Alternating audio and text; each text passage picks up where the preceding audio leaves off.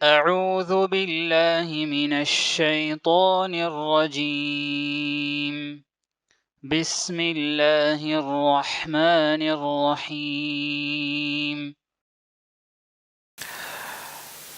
السلام علیکم ورحمۃ اللہ وبرکاتہ۔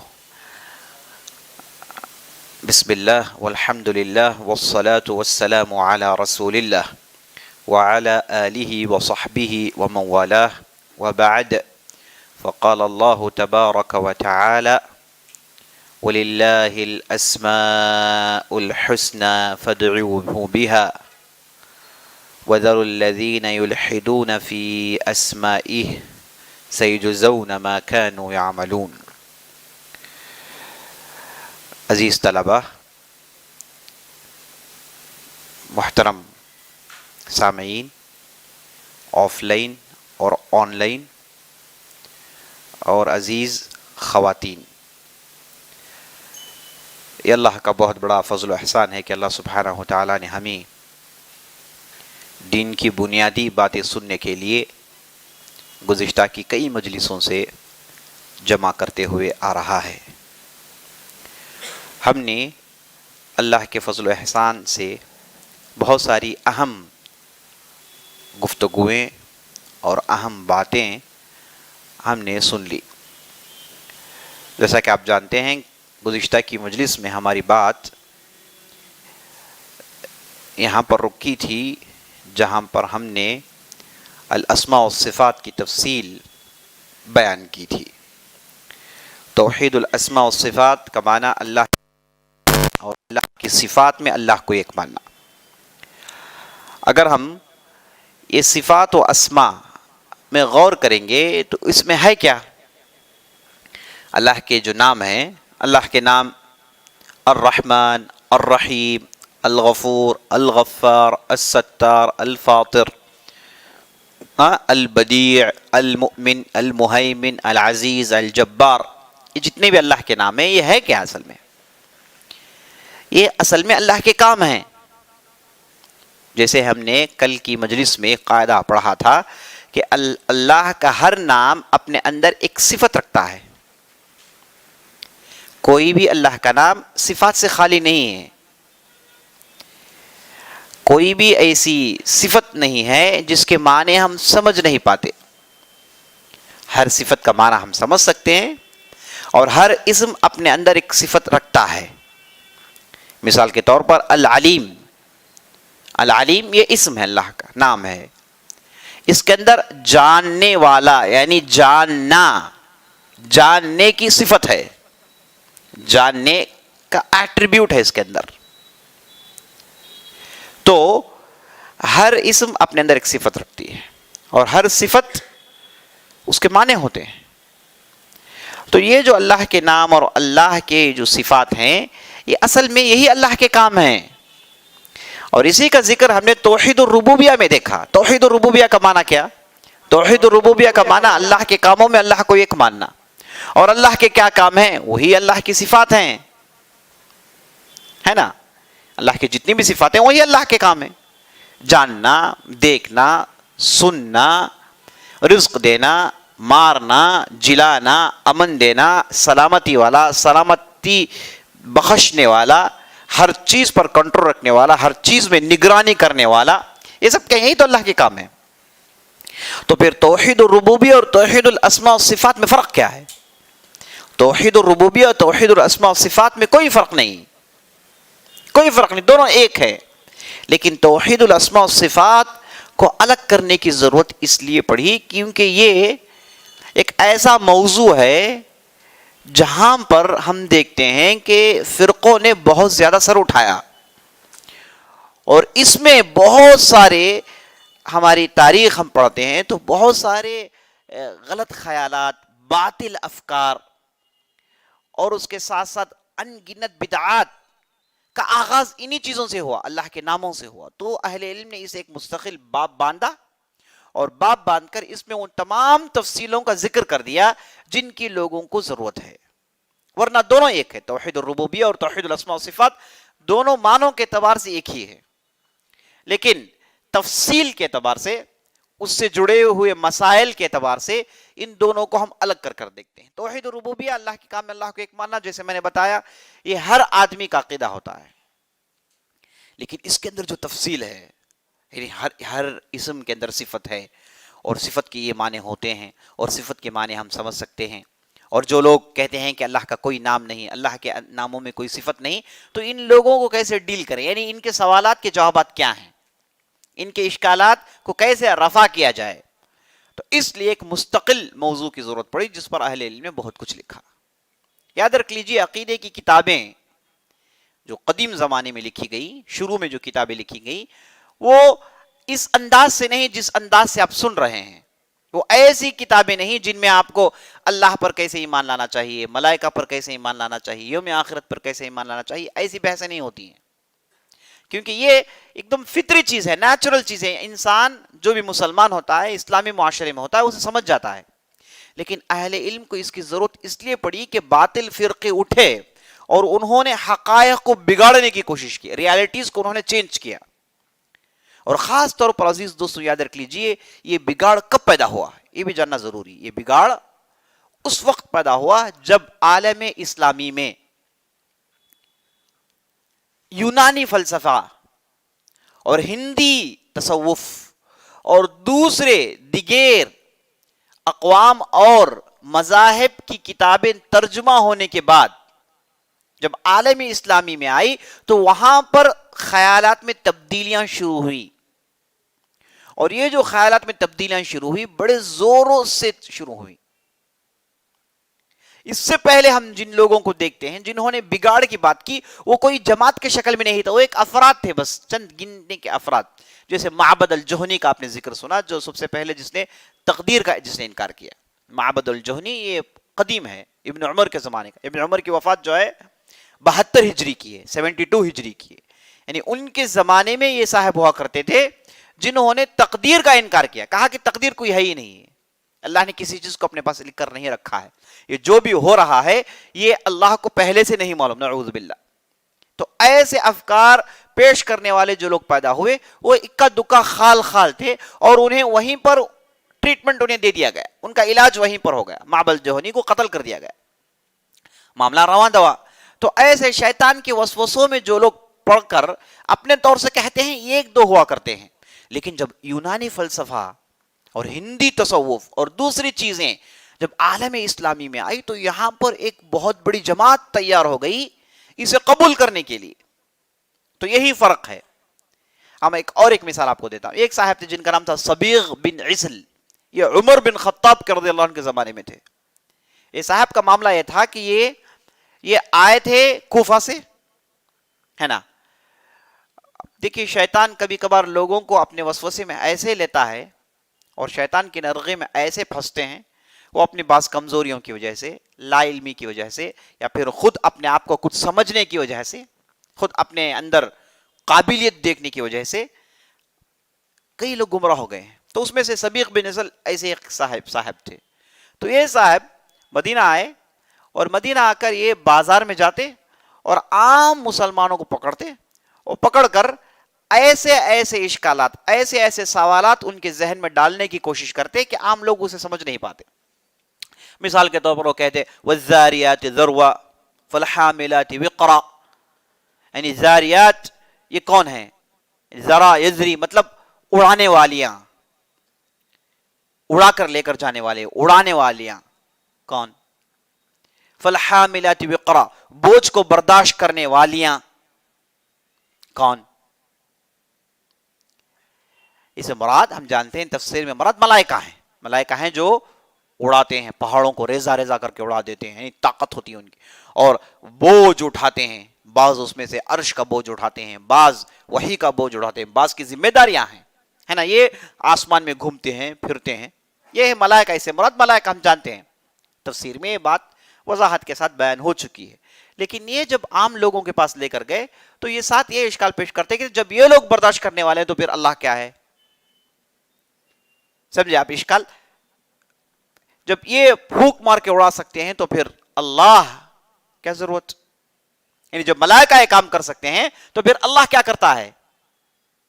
نعوذ باللہ. ایسے اشکالات اور خاص طور پر تقدیر کے مسائل. اگر اللہ برائی نہیں چاہتا تو ہم میں سے کئی لوگ بیمار کیوں ہیں, کئی لوگ پریشان کیوں ہیں, اور باطل اتنا سر اٹھا کیوں رہا ہے. ایسے اشکالات جسے عام لوگ سمجھ نہیں سکتے. تو یہ صاحب باتیں, تو یہ جب اشکالات پیش کرتے تو لوگ ان کی باتیں سنتے, اور وہ بڑا ہی چرب زبان تھا اور زبان دانی تھی اس کے اندر. تو لوگ عام طور پر اچھا بیان کرنے والا ہے نا, اچھی چرب زبان چلانے والا, اچھے قصے سنانے والے کو عالم سمجھ جاتے ہیں. جیسے ہمارے معاشرے میں ہے, ہر آدمی جو مائک پکڑ لے اسے تو لوگوں نے عالم سمجھ لیا.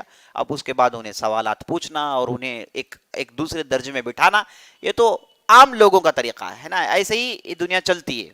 لیکن عقل مند وہ لوگ ہیں جو فرق کر سکتے ہیں کہ کون ہے عالم اور کون ہے واعظ, کون ہے جس کے پاس علم ہے, گہرائی کا علم ہے, جو لوگوں کو علم سکھا سکتا ہے, اور کون ہے جو بیانات کر سکتا ہے, قصے واقعہ سنا سکتا ہے. فرق ہونا چاہیے. اور یہی ہم عالم عربی میں دیکھتے ہیں کہ وہاں ان کے پاس فرق ہوتا ہے نا. بیانات کرنے والے واعظ قصاص قسم کے لوگوں کو وہ جانتے ہیں کہ ان کی پہنچ اتنی ہی ہے اور ان سے یہ واقعہ سن لو بس کافی ہے. لیکن جب مسائل پیش آئے, علم سیکھنا ہے, وہ باقاعدہ اہل علم کے پاس جاتے ہیں, وہاں زانو تلمس طے کرتے ہیں, وہاں پر بیٹھتے ہیں اور سیکھتے ہیں. لیکن ہمارے پاس معاشرے میں کیا ہے, کوئی معیار نہیں ہے نا. ہم نے بولنے کو ہی علم سمجھ لیا ہے, جبکہ حقیقت یہ ہے کہ بہت سارے ایسے علم ہیں دنیا میں, اہل علم ہیں جنہیں بولنا نہیں آتا, لیکن اللہ نے بہت سارا انہیں علم دے رکھا ہے. ایسے کتنے ہیں؟ تو اس لیے عزیز دوستو اچھی طریقے سے سمجھ لیجئے, یہ بولنا فتنہ ہے, یہ خطابت فتنہ ہے اگر اسے صحیح ڈھنگ سے استعمال نہ کریں. اب کتنے لوگوں کو ہم دیکھتے ہیں کہ وہ ایک اچھے اسپیکر کے شکل میں ظاہر ہوئے, اور جب لوگوں نے انہیں سننا شروع کیا تو انہوں نے اپنے آپ کو عالم کہہ دیا. اب اس کے بعد انہوں نے اپنے انداز سے مسائل میں گفتگو کرنا شروع کر دیا, جبکہ انہوں نے باقاعدہ شرعی علم حاصل نہیں کیا تھا, نہ کسی استاد کے پاس, نہ انہوں نے اصول پڑھا ہے. باقاعدہ انہوں نے اپنی چیزوں کو شروع کر لیا, اور اس کے بعد ہوا کیا, ہوا یہ کہ لوگوں نے عالم سمجھ لیا, اور ان سے انسپائر ہو کر بہت سارے اسپیکرز پیدا ہو جاتے ہیں معاشرے میں. اب یہ مسئلہ چلتے جاتا ہے اور فتنے بڑھتے جاتے ہیں. اب آپ جو دیکھتے ہیں ایسے ہی ہوتا ہے. تو اس زمانے میں ایسے ہی ہوا. تو یہ جو صاحب صبیغ بن عسل تھے, یہ بڑے ہی چرب زبان تھے اور بہت ہی شعلہ بیانی تھی ان کے اندر. تو لوگ ان کی باتیں سن کے ایسے ہی محو ہو جایا کرتے تھے, اور وہ اپنے بیان کے ذریعے سے ایسے خطرناک اشکالات, شک و شبہات ذہنوں میں ڈال دیتا. اب یہ بات عمر بن خطاب رضی اللہ عنہ کو پہنچی کہ بھائی ایک آدمی آئے ہیں اور صاحب کے یہ کارنامے ہیں, اور بات عمر بن خطاب تک پہنچ گئی تو مانا کیا ہے, سولوشن نکل گیا ہے نا. چاہے آدمی کتنا بھی بڑا فتنہ انگیز ہو, اس کی چاہے جتنی بھی فتنے ہو, عمر بن خطاب کے پاس آ کے وہ بھسم ہو جاتے ہیں. یہی تاریخ ہم کو بتاتی ہے. اگر دوسرے ہوں تو مشکل تھا, لیکن یہ عمر بن خطاب رضی اللہ عنہ تھے. دیکھیے کیسے فتنوں کو دباتے ہیں. تو بار بار لوگ آ کے کہنے لگے کہ ایک صاحب ہے ایسے ایسے اشکالات پیش کر رہے ہیں, ایک صاحب ہے ایسے ایسے اشکالات پیش کر رہے ہیں. تو عمر بن خطاب بڑی بے قراری سے بیٹھے ہوئے تھے مسجد میں, پہلے سے خار کھا کر بیٹھے ہوئے تھے. تو اتنے میں جو صبیغ بن عسل, جب اس نے لوگوں کو باتیں سنائی اور لوگوں نے ان کی باتیں سن سن کے واہ واہ پر بھری, تو صبیغ بن عسل اپنے آپ کو کچھ سمجھنے لگا. وہ سیدھے مسجد آیا, سیدھے عمر بن خطاب سے ملاقات کرنے کے لیے آیا تاکہ ان کے ذہن میں بھی اشکالات ڈال دیں. وہ سمجھتا ہے کہ یہ میرا انونشن ہے نا. لوگوں کو یہ خواہش ہوتی ہے کہ وہ کچھ کریٹیو ہوں, ایک نئی چیز بولیں تاکہ لوگ انہیں سنیں. یہ ایک شیطان کا وسوسہ ہوتا ہے. ایک اچھی بھی چیز ہے, آدمی کو کریٹیو ہونا بہت اچھی بات ہے, لیکن ایک میتھڈ کے ساتھ, ایک منہج کے ساتھ, علم کے ساتھ, بردباری کے ساتھ ان چیزوں کو لے کے آگے بڑھنا ہے. جب علم اور اخلاق آداب ان چیزوں سے آدمی بری ہو کر صرف یہ نئی چیزوں کو پیش کرنا شروع کرتا ہے تو پھر نقصانات بہت زیادہ ہوتے ہیں. تو یہ سیدھے عمر بن خطاب کے پاس آیا اور اس نے کہا کہ, اور اس کی جو ہے لباس بالکل بلند لباس پہن کر, اعلیٰ لباس پہن کر عمر بن خطاب کے پاس پہنچا, پگڑی وغیرہ باندھ کر. عمر بن خطاب اور جیسے پہلے سے گویا کہ وہ انتظار میں تھے کہ یہ آدمی کون ہے, اسے میں دیکھنا چاہتا ہوں, اور بازار میں لوگوں کو بھیج بھی چکے تھے. اب دیکھیے کہ ہوتا ہے نا, جب گیدڑ کو شامت آتی ہے تو وہ شہروں کے قریب جاتا ہے. تو یہ صاحب کی شامت آئی تو یہ عمر بن خطاب کے پاس آ گئے, اور جب وہ صاحب بیٹھے تو عمر بن خطاب نے کہا کہو کیا کہنا چاہتے ہو. تو اس نے سورہ زاریات کی آیت پڑھی اور پڑھ کر کہا کہ اس کا معنی یہ, اس کا معنی یہ. تو عمر بن خطاب کو پتہ چل گیا کہ یہ وہی باتیں ہیں جو مجھے پہنچ رہی تھی. پلٹ کے پوچھے کہ تم صبیغ بن عسل ہو؟ کہا کہ ہاں. ڈنڈا اٹھائے, لگایا ایک لگانا, پگڑی ایک طرف, صاحب کے کپڑے ایک طرف, الٹ پلٹ ہوئے, پھر کھڑے ہوئے, پھر لگائے. درے عمر مشہور ہے نا, عمر بن خطاب کا درہ ہوتا ہے نا. یہاں بات زیادہ نہیں, یہ موسیٰ کے پاس عصا تھا, عمر کے پاس درہ تھا. وہ عصا سے پورے مسائل حل کرتے تھے, یہ درے سے پورے مسائل حل کرتے تھے. خوب لگائے, خوب زیادہ بحث کی ضرورت نہیں, کیا بات کریں ہے نا. خوب لگائے, اور جب آدمی مار کھا کے اس کی حالت رہ گئی, ایک دم پریشان حال ہو گیا, عقل ٹھکانے آیا اس کے بعد. لیکن عمر بن خطاب چھوڑنے والے نہیں تھے, لوگوں کو بلایا, اور لوگوں کو بلا کر عمر بن خطاب نے کہا کہ صاحب کو لے کر جاؤ. لے کر جا کے صاحب کو 3 دن تک ٹریٹمنٹ دیجیے, 3 دن تک انہیں کوڑے مارنے چاہیے, اور ہر روز کوڑے مارنے کے بعد میرے سامنے حاضر ہوں گے. اور لے کر گئے, روز کوڑے مارتے, سامنے حاضر کرتے. عمر بن خطاب چہرہ دیکھتے, کہتے کہ ابھی گلا نہیں آدمی, لے جاؤ اسے. اور 3 دن کے بعد جب اس نے خوب مار کھا لیا, اور پورے افکار, پوری کریٹیوٹی, پورے ڈسکوری, پورے انوینشنز پورے پانی ہو گئے, اب بالکل عام آدمی بن گیا, تو عمر بن خطاب نے کہا کہ اب بتاؤ تم کیا بتانا چاہتے ہو.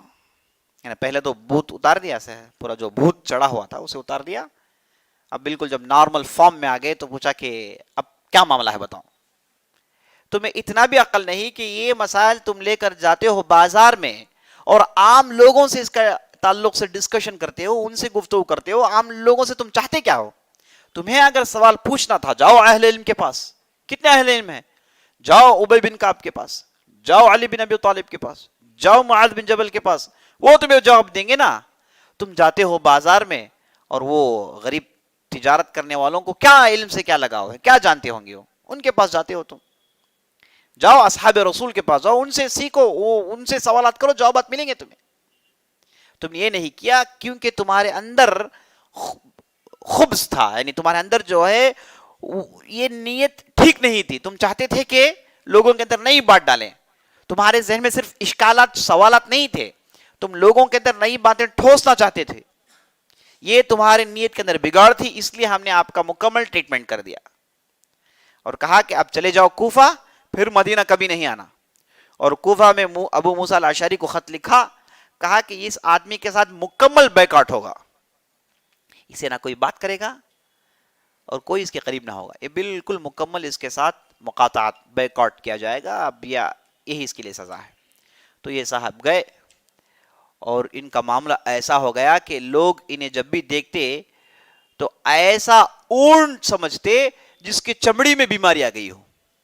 اونٹ کو ایک بیماری آتی ہے, کھجلی کی بیماری ہے نا, جس کے قریب دوسرے اونٹ نہیں جاتے, اس قسم کی بیماری آ جاتی ہے, جسے اونٹ کہتے ہیں, ناقۃ جربا کہتے ہیں, جس کے جسم میں ایسی بیماری آ جائے تو پورے اونٹ دور بھاگتے ہیں. تو یہ صبیغ بن عسل کا معاملہ ایسے ہی ہو گیا. یہ جہاں کہیں بھی جاتے پوری مجلس اٹھ کے چلی جاتی. لوگ انہیں اس انداز سے دھتکارے کہ صبیغ بن عسل روز آتے ابو موسیٰ الاشعری کے پاس روتے, کہتے کہ یہ ختم کر دیجیے آپ, کہتے کہ اس ختم کر دیجیے آپ, میں بالکل نارمل ہو چکا ہوں. روز آتے قسم کھاتے, روز آتے روتے. تو 1-1.5 مہینے کے بعد ابو موسیٰ الاشعری نے خط لکھا, کہا کہ یہ آدمی کا معاملہ اتنا بہت ہی آخری درجے تک پہنچ گیا ہے, اب میں سمجھتا ہوں کہ زندگی میں سوچے گا ہی نہیں, ہے نا. اب تو کریٹیوٹی کی دوسری بات, یہ آپ کوئی سوچنے کے بھی قابل نہیں ہے, اسے بالکل آپ چھوڑ دیجئے, یہی ٹھیک ہوگا. تو عمر بن خطاب نے کہا کہ ٹھیک ہے, اس سے ہم جو ہے وہ بیکاٹ ہٹا دیتے ہیں. تو عزیز دوستو, اس انداز سے اب اس کے بعد اب جو بھی لوگ صبیغ بن عسل کو دیکھے انہیں معلوم ہو گیا کہ بھائی دیکھیں یہ دین ہے, یہاں پر کھلواڑ نہیں چلے گا. تو لوگوں کی زبان بند ہو گئے اور کئی فتنے ختم ہو گئے. جب عمر بن خطاب چلے گئے تو ایسے لوگوں نے خوب سر اٹھایا. اس میں سے ایک صاحب عبداللہ بن سبا, یہ صاحب یمن سے آئے جن کے لباس بڑے متقی پرہیزگار کی زاہدانہ لباس ہوا کرتی تھی. اور اس کے بعد یہ لوگوں میں آئے تو انہوں نے بہت سارے اشکالات پیدا کیے, جس کے نتیجے میں 2 بڑے فرقے نظر آئے, ایک طرف شیعہ اور ایک طرف خوارج. یہ 2 بڑے فرقے منظر عام میں آئے, اور ایسے فرقے کہ ان کا کوئی حل ہی نہیں نکل آیا. آج تک یہ فرقے موجود ہیں, بلکہ یہ فرقے کئی فرقوں میں بدل گئے, ملٹی پلائی ہو گئے. تو عزیز دوستو, ایسے لوگوں کے ساتھ عمر بن خطاب ایسے ہی ٹریٹمنٹ دیا کرتے تھے. تو بتانے کا مقصد ہے کہ اکا دکا لوگ تھے جو اپنے انداز سے سوچتے, شیطان کے وسوسے آتے اور انہیں وہیں پر ختم کر دیا جاتا تھا. لیکن جب عالم اسلامی میں یہ یونانی فلسفہ اور دوسرے غیر اسلامی افکار, غیر اسلامی سوچ جب عالم اسلامی میں داخل ہوئے, یہ ٹھیک چل رہا نہیں چل رہا؟ ہاں چل رہا نا. عالم اسلامی میں جب ایسے افکار داخل ہو گئے تو اس کے بعد ایک انٹلیکچول جو بھی تھے, جو انٹلیکچول جنہیں کہا جاتا ہے نا, پڑھے لکھے لوگ, وہ جب ان چیزوں کو پڑھے ان سے غیر معمولی متاثر ہو گئے. یہ ہوا کیسے؟ ہوا ایسے کہ ہارون رشید جو تھے, مشہور خلیفہ ہارون رشید, ایک زبردست خلیفہ گزرے. تو انہوں نے جو علم دوست تھے, اہل علم پرور تھے, تو انہوں نے کہا کہ جب ہمارے پاس اتنی ساری چیزیں ہیں الحمدللہ اور اتنے سارے علماء ہمارے پاس ہیں, ہم کیوں نہ ہمارے اس علم کو دوسری زبانوں میں منتقل کریں, یعنی ٹرانسلیشن کیوں نہ کریں. ایک سوچ کے انہوں نے دارالحکمہ کے نام سے ایک ٹرانسلیشن ادارہ شروع کیا, جس میں اصل پہلا کام یہ ہوا کہ غیر اسلامی کتابیں ان کا ترجمہ عربی میں کیا جائے. اور ان کے جو جتنے مترجمین تھے اس میں حنین بن اسحاق ایک مشہور مترجم تھے, جنہوں نے غیر اسلامی یعنی یونانی فلسفے کی کتابوں کو عربی میں ترجمہ کیا. اور یہ کام بڑی تیزی سے ہوا, بڑی تیزی سے عربی کتابوں کا ترجمہ ہوتا گیا, یہاں تک کہ بہت سارا سرمایہ جمع ہو گیا. اور عربی سے بھی دوسرے تک اسلامی تعلیمات کی بھی کتابیں ترجمہ ہوئیں. لیکن یہ جو ترجمہ ہو کر آئیں, اور جب وہاں کے طلبۃ العلم جو اسٹوڈنٹس آف نالج جو تھے, جو اس وقت تعلیم کے مرحلے میں تھے اور جو لوگ علم کے تعلق سے ہمیشہ کوشاں ہوتے ہیں, ان لوگوں نے ان کتابوں کو پڑھا. اور کبھی بھی نئی چیز کیا ہے, لوگوں کو اٹریکٹ کرتی ہے. جب ایک نئی چیز آئے تو لوگ اسے فوراً اپنانا چاہتے ہیں, ہے نا. وہ جو پرانی چیزیں ہیں اسے وہ کچھ الگ ہو کے ہٹ کر اپنے آپ کو دکھانا چاہتے ہیں. تو نئی چیزوں کو عام طور پر مقبولیت ملتی ہے نا, اور پرانی چیزوں کو لوگ چھوڑ دیتے ہیں, نئی چیزوں کو اپنا لیتے ہیں. تو جب یہ چیز آئی عالم اسلامی میں بغداد کے ذریعے سے اور دوسرے عالم اسلامی میں یہ چیزیں پھیل گئیں, تو ہوا کہ یہ کتابیں لوگوں نے پڑھنا شروع کی, اور کئی لوگ ان کتابوں سے متاثر ہو گئے. اور کئی لوگوں نے یہ کوشش کی کہ دیکھیے اللہ کے رسول, یہ قرآن و حدیث یہ مسلم ہے, اس سے کوئی اختلاف نہیں. یہ جو نئی چیز آئی ہے اسے بیس بنا کر ہم قرآن و حدیث کی میسیج کو لوگوں تک پہنچائیں گے. یہ جو یونانی فلسفہ کیا ہے, منطق کیا ہے, عقلی دلائل, عقل سے کوئی چیز کو ثابت کرنا, جبکہ ہماری شریعت کیا ہے, عقل اور دل دونوں کو جوڑتی ہے. تو عقل صرف اور صرف عقل کے ذریعے سے دین کی بنیادوں کو سوچنا, توحید کے مسائل کو سوچنا, اللہ کے وجود کے تعلق سے سوچنا, یہ صرف اور صرف عقل کا استعمال, لاجک کا استعمال بہت زیادہ عام ہو گیا. اب جن لوگوں کی باتیں سمجھ میں آئی انہوں نے اسے بہت زیادہ اپنایا اور ان کی نشر و اشاعت میں لگ گئے. اب یہاں سے عزیز دوستو خطرناک فرقے وجود میں آنا شروع ہو گئے. تو یہ ایک خطرناک ٹرننگ پوائنٹ ہے اسلامی تاریخ میں, جہاں سے مختلف فرقے سر اٹھانا شروع کر دیے. تو جب مختلف فرقے جب سر اٹھانا شروع کر دیے تو اہل علم اس زمانے کے انہیں وہ بھام گئے کہ یہ ہو کیا رہا ہے اور یہ مسئلہ کہاں پر جا کر ختم ہوگا. انہوں نے ان چیزوں کو سمجھ لیا.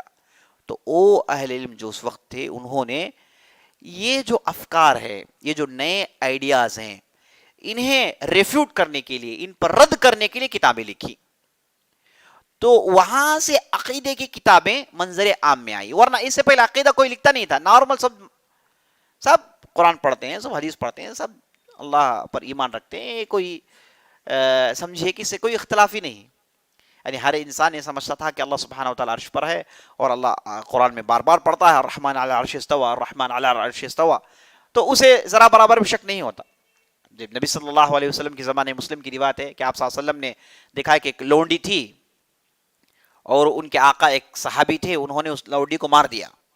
تو نبی صلی اللہ علیہ وسلم نے اس لونڈی کو بلا کر پوچھا کہ این اللہ. اس لونڈی نے کہا کہ فی السما, کہا کہ آسمان میں ہے.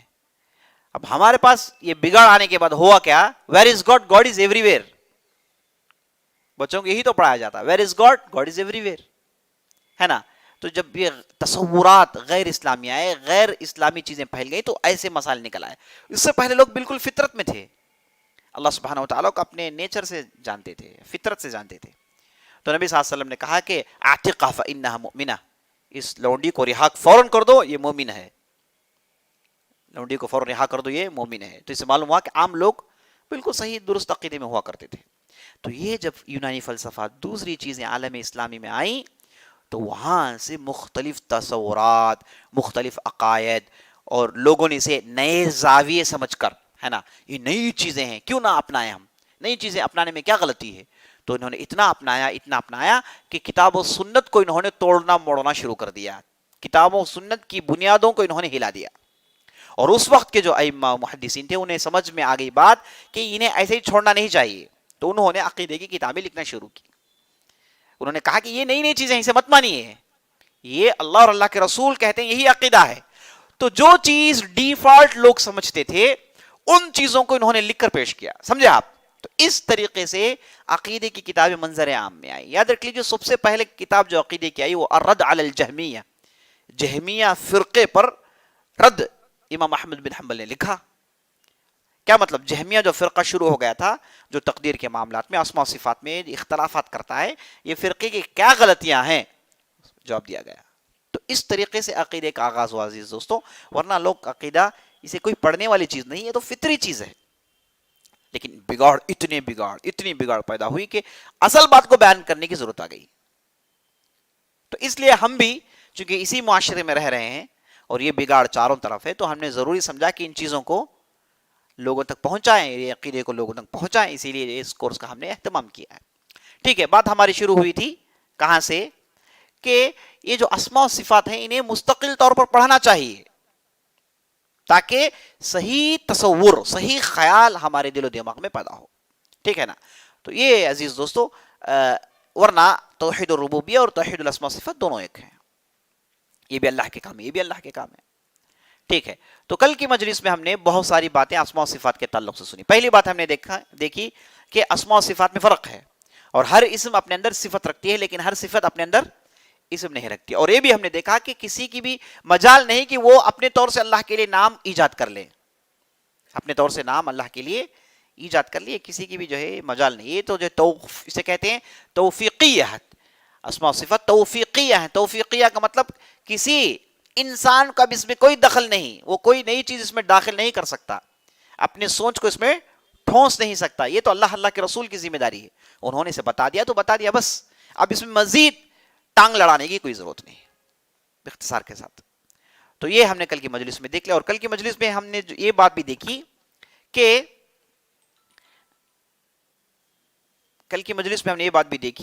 کہ اللہ کے نام یہ ان گنت ہیں. ہمیں اللہ نے کتاب و سنت میں 99 سکھایا، اور صفات تو یہ بے شمار ہیں، صفات ان گنت ہیں، اسے کوئی آدمی اپنے احاطے میں لے نہیں سکتا. اور اللہ کے جو 99 نام ہیں، اور انہیں یاد کرنا، انہیں سمجھنا، یہ بہت بڑے عمل میں سے ہے. نبی صلی اللہ علیہ وسلم نے کہا ان اللہ 99 اسما من احصاها دخل الجنہ. بخاری کی روایت ہے. اگر اللہ کے 99 نام ہیں، اگر کسی نے انہیں سمجھ لیا، یاد کر لیا، عمل اس پر کر لیا، تو یہ آدمی سیدھے جنت میں جائے گا. تو اتنی بڑی چیز ہے اسماء و صفات. تو آج انہی باتوں کو آگے بڑھاتے ہیں. دیکھیے اللہ نے قرآن میں ارشاد فرمایا وَلِلَّهِ الْأَسْمَاءُ الْحُسْنَى فَادْعُوهُ بِهَا وَذَرُوا الَّذِينَ يُلْحِدُونَ فِي أَسْمَائِهِ سَيُجْزَوْنَ مَا كَانُوا يَعْمَلُونَ. اللہ نے کہا کہ اللہ کے اچھے نام ہیں. اللہ کے حسنہ کا لفظ استعمال ہوا ہے، جو حسن سے جو ہے یہ اس کا اشتقاق ہوتا ہے. احسن اس کی تعنیث ہے حسنہ. تو اللہ کے اچھے نام ہیں، خوبصورت نام ہے، پیارے نام ہیں، یہ معنی آتے ہیں. تو حسنہ کے یہاں 2 معنی ہیں، ضرور لکھ لیجیے آپ. پہلا معنی خوبصورت، دوسرا معنی کامل، پرفیکٹ. پہلا بیوٹیفل اور نمبر 2 پرفیکٹ. وَلِلَّهِ الْأَسْمَاءُ الْحُسْنَى، حسنہ کے معنی ہم دیکھ رہے ہیں یہاں. اللہ کے نام خوبصورت ہیں، بڑے پیارے ہیں، اور وہ اپنے اندر کمال رکھتے ہیں، کامل ہیں، پرفیکٹ ہیں. خوبصورت کس اعتبار سے؟ خوبصورت کس اعتبار سے ہم کہتے ہیں کہ خوبصورت ہے؟ خوبصورت اس اعتبار سے کہ یہ جو اللہ کے نام ہیں، اس میں اللہ کی رحمت جھلکتی ہے، اللہ کا پیار، اللہ کی محبت، اللہ کتنا خوبصورت ہے، یہ ہم کو معلوم ہوتی ہے بات. اور نبی صلی اللہ علیہ وسلم حدیث میں کہا ان اللہ جمیل یحب الجمال، اللہ سبحانہ وتعالیٰ خوبصورت ہے اور خوبصورتی کو پسند کرتا ہے. تو یہ اللہ کی خوبصورتی، اللہ کی صفات کی خوبصورتی، اللہ کی خوبصورتی ہمیں یہ اسماء و صفات سے ان کا پتہ چلتا ہے. اسی لیے ہم اسے کہتے ہیں الحسنى، خوبصورت نام. اور دوسرا معنی اس کا پرفیکٹ. پرفیکٹ کا معنی کیا ہے؟ اللہ کے نام اور صفات کامل ہیں، پرفیکٹ ہیں. اس کا معنی یہ کہ اس میں کوئی خامی نہیں ہے. کیا مطلب خامی نہیں ہے؟ دیکھیے یہاں پر یہ بات بھی آپ لکھ لیجئے کہ بندوں کے نام اور اللہ کے نام ایک ہونے کی وجہ سے دونوں ایک نہیں ہو سکتے. جیسے ہم نے اسے پہلے ہی اس کی جو ہے تصریح کر دی تھی اور تشریح بھی کر دی تھی کہ دیکھیں بندوں کے نام اللہ کے نام ہو سکتا ہے ایک نظر آئیں لیکن دونوں میں فرق ہے. ہم بھی سنتے اللہ بھی سنتا ہے، ہم بھی دیکھتے اللہ بھی دیکھتا ہے، ہم بھی دیتے اللہ بھی دیتا ہے، لیکن دونوں کے دینے میں سننے میں فرق ہے نہیں ہے؟ فرق ہے. کیا فرق ہے؟ 3 فرق ہے، لکھ لیجئے. پہلا فرق، ہماری صفات لمیٹڈ ہیں، محدود ہیں. ہماری صفات محدود ہیں. کیا مطلب محدود ہیں؟ ہماری صفات اس کی پہنچ، اس کا ریچ بالکل مختصر ہے. ہم دیکھتے ہیں تو اتنا دور ہی دیکھ سکتے ہیں. یہاں بیٹھ کر ہم آسمان کو تو دیکھ نہیں سکتے، یہاں پر بیٹھ کر ہم چاند میں جو چل رہا ہے دیکھ نہیں سکتے، یہاں پر بیٹھ کر ہم پیٹ کے پیچھے جو چل رہا ہے دیکھ نہیں سکتے. ہمارے تو غیب ہے بہت ساری چیزیں، اور شہادہ تو مختصر چیزیں ہوتی ہیں. تو ہماری صفات محدود ہیں، اللہ کی صفات محدود نہیں ہیں، ان لمیٹڈ ہیں. کوئی بھی اس کے لمیٹیشن کا اندازہ نہیں کر سکتا. دوسرا فرق یہ ہے کہ ہماری جتنی بھی صفات ہیں یہ کیا ہے؟ پیدا ہوئی ہیں نا. ہم پیدا ہوتے ہیں تو ہمارے ساتھ یہ صفات پیدا ہوتی ہیں، اور ہم چلے جائیں تو یہ چلے جاتی ہیں. لیکن اللہ کی صفات کیا ہے؟ ازلی ہیں. ازلی کا مطلب کیا ہے؟ ہمیشہ سے ہیں. اس کے لیے نہ پیدائش ہے، نہ اس کے لیے موت ہے، نہ اس کے لیے فنا ہے. یعنی یہ دیکھیے اللہ نے اس دنیا میں سٹارٹنگ اور اینڈنگ رکھا ہر چیز کے اندر، شروعات اور اختتام. کوئی بھی چیز شروع ہوتی ہے تو ختم ہوتی ہے. اللہ نے اس دنیا کے نظام کو ایسے ہی بنایا ہے. لیکن دنیا کے باہر یہ نظام ہونا ضروری نہیں ہے. دنیا کے باہر یہ نظام کیا ہے؟ انفینٹی ہے. انفینٹی کا مطلب کیا ہے؟ کوئی اینڈ نہیں. اللہ نے دنیا کے لیے چیزیں بنائی ہیں، کوئی چیز شروع ہو اور ختم ہو. لیکن اللہ کی ذات کے لیے یہ رول نہیں چل سکتا، کیونکہ اللہ کی ذات ان تمام چیزوں کے اوپر ہے، ان تمام چیزوں کو بنانے والی ذات ہے. تو وہاں پر شروع اور اختتام کی بات ہے ہی نہیں. پوری چیز انفینٹی ہے وہاں، ہے نا. جب ہم چونکہ ہم ایک نظام، ایک سسٹم میں ہیں، اور یہ سسٹم یہ ہے کہ شروعات اور اختتام. تو ہم اس سسٹم میں بیٹھ کر جب اللہ کو دیکھتے ہیں تو ہم بھی یہ سمجھتے ہیں کہ اللہ کی بھی شروعات ہے اور اس کا بھی اختتام ہے. نہیں، یہ آپ کے سسٹم میں ہے، اللہ کے سسٹم میں نہیں ہے. یہ جاننا بہت ضروری ہے. ہم جس سسٹم کے اندر ہیں وہاں یہ چیزیں لاگو ہوتی ہیں، اور اس سسٹم سے باہر چلے جائیں گے وہاں پر کوئی چیز ختم نہیں ہوتی ہے. اب ہماری مجبوری ہے کہ ہم اس سسٹم میں ہیں اور ہر چیز کو اس سسٹم کے لائق دیکھنا چاہتے ہیں، اور اس سسٹم کے سمجھیے کہ سسٹم کے دوربین سے دیکھ رہے ہیں تو ہمیں دقت ہوتی ہے. تو اللہ کے ہاں نہ اختتام ہے نہ شروعات ہے. تو اللہ کی صفات کبھی پیدا نہیں ہوئی اور کبھی ختم نہیں ہوگی. یہ انسانوں کی صفات پیدا ہوتی ہیں اور انسان کی صفات ختم ہوتی ہیں. یہ جو ہے تیسرا فرق ہے. دوسرا فرق پیدا ہوتی ہیں، تیسرا فرق ختم ہونا. اللہ کی صفات ختم نہیں ہوتی ہیں، ہماری صفات ختم ہو جاتی ہیں. ہم جب چلے گئے ہمارے ساتھ ہماری صفات بھی ختم ہو جاتی ہیں. تو یہ بنیادی فرق یاد رکھ لیجیے. تو اللہ کے نام پرفیکٹ ہیں کا معنی یہ کہ اس میں کوئی خامی نہیں ہے، ہر اعتبار سے پرفیکٹ ہے. یہ کیسے؟ جیسے اللہ کی صفات میں ہم ایک صفت پڑھتے ہیں کہ اللہ کیا ہے؟ القہار ہے. اللہ قہر برسانے والا ہے. اللہ سبحانہ وتعالی اپنا غصہ دکھاتا ہے. لیکن اس کے اندر کیا پرفیکٹ کیا ہے؟ اس کے اندر پرفیکشن کہاں ہے؟ پرفیکشن اس میں اس اعتبار سے ہے کہ جو ظلم کے مستحق ہیں، جنہوں نے ظلم کیا دنیا میں، جو سزا کے مستحق ہیں، انہیں سزا دی جاتی ہے. تو اس اعتبار سے پرفیکٹ ہے، کوئی خامی نہیں ہے اس کے اندر. ہم ہو سکتا ہے کہ بعض نام پڑھیں اور سمجھے کہ اس کے اندر یہ خامی ہے، نہیں ہے. جیسے محبت کی صفت ہے، اور جب ہم محبت کا لفظ سنتے ہیں تو ہم فوراً یہ سمجھتے ہیں کہ اس کے اندر ہے نا ایک ایسا گوشہ ہے جہاں ویکنس کا اندازہ ہوتا ہے نا. محبت کے اندر ایک ویکنس کا اندازہ ہوتا ہے، کمزوری کا اندازہ ہوتا ہے، جبکہ اللہ محبت کرتا ہے لیکن یہ کمزوری اللہ کے اندر نہیں ہے. یہی پرفیکٹ معنی. محبت کرتا ہے، ہم بھی محبت کرتے ہیں، لیکن ہمارے لیے کمزوری ہے نا. آدمی ایک بانڈ میں ہوتا ہے، توڑ نہیں سکتا ہو، ورنہ وہ انسان ہی نہیں ہے نا. جیسے ہم دیکھتے ہیں کہ ماں اپنے بچے کی، شیرخوار بچے کی کتنی دیکھ بھال کرتی ہے، جبکہ اسے کوئی پیسے دیتا نہیں ہے، نہ اس کی ضرورت ہے، وہ کرتی ہے پال پوس کے سے بڑا کرتی ہے. یہ بانڈ کیا ہے؟ محبت ہے. اور محبت کی وجہ سے یہ اس کی محتاج ہو جاتی ہے، اس کا لگاؤ اس سے ہو جاتا ہے، وہ چھوڑ نہیں سکتی. کمزوری ہے نا یہ. لیکن اللہ محبت کرتا ہے لیکن وہ کمزوریوں سے دور ہے، یہ سمجھنا ہے. یہی معنی ہے. اللہ کے جتنے بھی نام ہیں پورے پرفیکٹ ہیں، یہاں پر کہیں پر بھی کمزوری، نقائص، عیوب کا کوئی تصور ہے ہی نہیں ہے. ہر صفت پرفیکٹ ہے.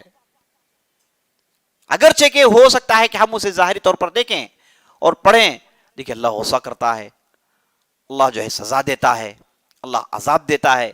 یہ پڑھ کر ہم سمجھتے کیا ہیں کہ بھئی اس کے اندر تو ایک ایسی چیز ہے جو ہم پسند نہیں کرتے. نہیں، یہ اللہ کے اعتبار سے پرفیکٹ ہے. یہ جو ظالم ہے انہیں سزا ہونی چاہیے، یہی تو انصاف ہے. تو یہ بہت ضروری ہے کہ اللہ کے نام پرفیکٹ ہیں، کامل ہیں، یہ ماننا ضروری ہے. تو یہ معنی ہے الحسنہ کا، وَلِلَّهِ الْأَسْمَاءُ الْحُسْنَى کا یہی معنی ہے. فَدْعُوهُ بِهَا، ان کے ذریعے سے اللہ کو پکارے. یہ تفصیل ہم نے کل دیکھ لی. وسیلہ کیسے ڈھونڈنا چاہیے، تفصیل ہم نے کل دیکھ لی. اور اس کے بعد ایک اہم نقطہ دیکھ لیجئے، وَذَرُوا الَّذِينَ يُلْحِدُونَ فِي أَسْمَائِهِ، اور آپ لوگ ان لوگوں کے راستے کو اختیار نہ کریں جو اللہ کے نام میں الحاد کرتے ہیں. اللہ کے نام میں الحاد کرتے ہیں. ایک الحاد ہم نے ایتھیزم کا دیکھا، اور ہم نے ساتھ یہ بھی دیکھ لیا کہ الحاد کا معنی ڈیوینس، ٹیڑھا ہونا.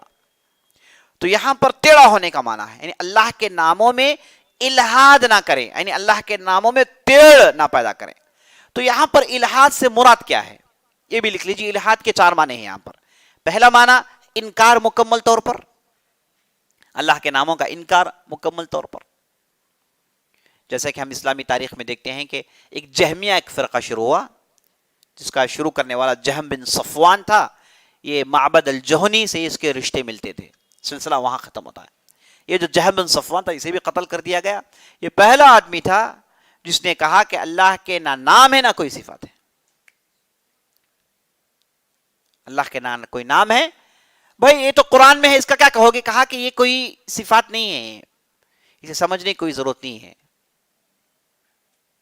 صریح انکار کیا اور اس لیے کافر ٹھہرا گیا اور اسے قتل کر دیا گیا ہے نا. تو الحاد کا معنی اس آیت کے اندر یہ ہے کہ انکار، اللہ کی صفات اور اسما دونوں کا انکار کرنا. نہ اسما ہے نہ صفات ہے، دونوں کا انکار کرنا. یہ ہو گئے کون؟ جہمیہ ہے نا. یہ ہے الحاد کا ایک معنی. دوسرا معنی الحاد کا یہ ہے کہ اللہ کے ناموں کی، اللہ کے ناموں کی تشبیہ و تمثیل بیان کرنا. تشبیہ و تمثیل بیان کرنا. اب یہ تشبیہ و تمثیل ہم تفصیل سے تھوڑی دیر کے بعد دیکھیں گے، اسے ایسے ہی چھوڑ دیجیے آپ. اب چلیے تیسرا پوائنٹ جان لیجیے. تیسرا معنی الحاد کا یہ ہے کہ اللہ کے لیے اپنے طور سے نام چننا. جیسے عیسائیوں نے اللہ کے لیے فادر، الاب کی صفت انہوں نے تلاش کر لی ہے نا. ایسے اللہ کے نام ہم تعین کرنا، اس کی اپنے طور سے طے کرنا، یہ بھی الحاد میں شمار ہے، جس کا ذکر چھوڑنے کا ہے قرآن میں، جس کا حکم چھوڑنے کا ہے قرآن میں. اور نمبر 4 الحاد کا معنی یہ کہ اللہ کے ناموں کو لینا، اللہ کی صفات کو لینا اور ان میں سے نام نکال کر بندوں میں کسی کو وہ نام دینا. جیسے مشرکین مکہ تھے، انہوں نے کہا کہ یہ لات ہے، یہ عزا ہے، یہ منات ہے، یہ ہبل ہے. تو انہوں نے اصل میں یہ نام اللہ کے نام سے نکالے. اللہ کا نام ہے العزیز، اسے نکلا عزا. اللہ سے لات کا لفظ نکلا. اس طریقے سے اللہ کے ناموں کا استعمال کر کے مخلوقات کو نام دینا، یہ بھی اللہ کے ناموں کے ساتھ الہاد ہے، جو کہ صریح کفر ہے، نہیں کرنا چاہیے. تو یہ معنی ہے دوستو، اللہ کے نام میں الہاد نہ کریں. یہ 4 معنی ہیں اس کے، سمجھ لیجیے. پہلا انکار مکمل طور پر، دوسرا تشبیہ و تمثیل، تیسرا اپنے طور سے اللہ کے لیے نام ایڈ کرنا، یہ معنی ہے اس کا. نمبر 4 اللہ کے نام مخلوقات کے لیے استعمال کرنا. یہ چاروں عزیز دوستو یہ الہاد ہیں، یہ اللہ کے ناموں کے ساتھ کفر ہیں، جو کہ ہم کو کرنا نہیں چاہیے. اب آگے بڑھیے، ایک دوسری بات بھی سمجھ لیجیے. اللہ کی جو صفات ہیں، جب ہمیں کہتے ہیں صفت، اس میں کون داخل ہے؟ اسم بھی داخل ہے، کیونکہ جب ہم اسما کہتے ہیں تو اس میں صفت بھی داخل ہے. اور اس کا جب ہم صفت کہتے ہیں اسم داخل ہے، لیکن پورے اسم نہیں ہے نا. جب ہم اللہ کی صفات کہتے ہیں تو اس میں اللہ کے اسما داخل ہیں کہ نہیں ہیں؟ داخل ہیں. لیکن ہم نے پہلے ایک قاعدہ پڑھ لیا کہ ہر صفت کا اسم نہیں ہو سکتا، لیکن ہر صفت، ہر اسم کی صفت ہے، لیکن ہر صفت کا اسم ہو نہیں سکتا. لیکن بعض کا تو ہو سکتا ہے، جو 99 ہیں. جو 99 ہیں وہ صفت بھی ہیں، اسم بھی ہیں. جب ہم صفت کہیں گے تو وہ بھی تو داخل ہوں گے اس کے اندر. جب یہ کہیں گے بھائی اللہ کی صفات جتنی بھی ہیں، تو اس میں جو 99 نام ہیں وہ بھی تو داخل ہیں، کیونکہ وہ بھی تو صفات ہیں. سمجھے نہیں یہ بات؟ تو اللہ کے نام اور اللہ کی جتنی بھی صفات ہیں، اسے آپ 2 حصوں میں تقسیم کر سکتے ہیں. اس کے 2 حصوں میں تقسیم. ایک ہے صفات ثابتہ، ایک ہے صفات منفیہ، یا پھر صفات مثبتہ کہیے، صفات منفیہ کہیے، یا پھر آپ انگلش میں اردو میں ایسے لکھ لیجئے کہ positive attributes, negative attributes. Positive attributes اور نیگیٹو ایٹریبیوٹس. کیسے پازیٹیو اور نیگیٹو کا معنی کیا؟ پازیٹیو کا معنی جس میں ہم سمجھتے ہیں کہ یہ ہمارے لیے بہت اچھا ہے، ہمارے لیے پازیٹیو ہے. اور وہ جس میں ہمارے لیے ڈرایا جاتا ہے، اللہ قہار، جبار، ذو الجبروت. جبار کون؟ زبردست، لوگوں کو مجبور کرنے والا، اسی کی چلی، کسی اور کی نہیں چلے گی، ہے نا. یہ کیا ہے؟ اس کے اندر ہم دیکھتے ہیں کہ بعض جیسے جو ہے اللہ کا انتقام لینا، فانتقمنا منہم فلما آسفونا انتقمنا منہم. جب ہم کو انہوں نے، ہے نا، ہمارے احکام کے ساتھ روکردانی کی، یہ جو فرعون اور آل فرعون، انہوں نے ہمیں، ہمارے دین کے ساتھ انہوں نے کھلواڑ کیا، تو ہم نے ان سے انتقام لیا.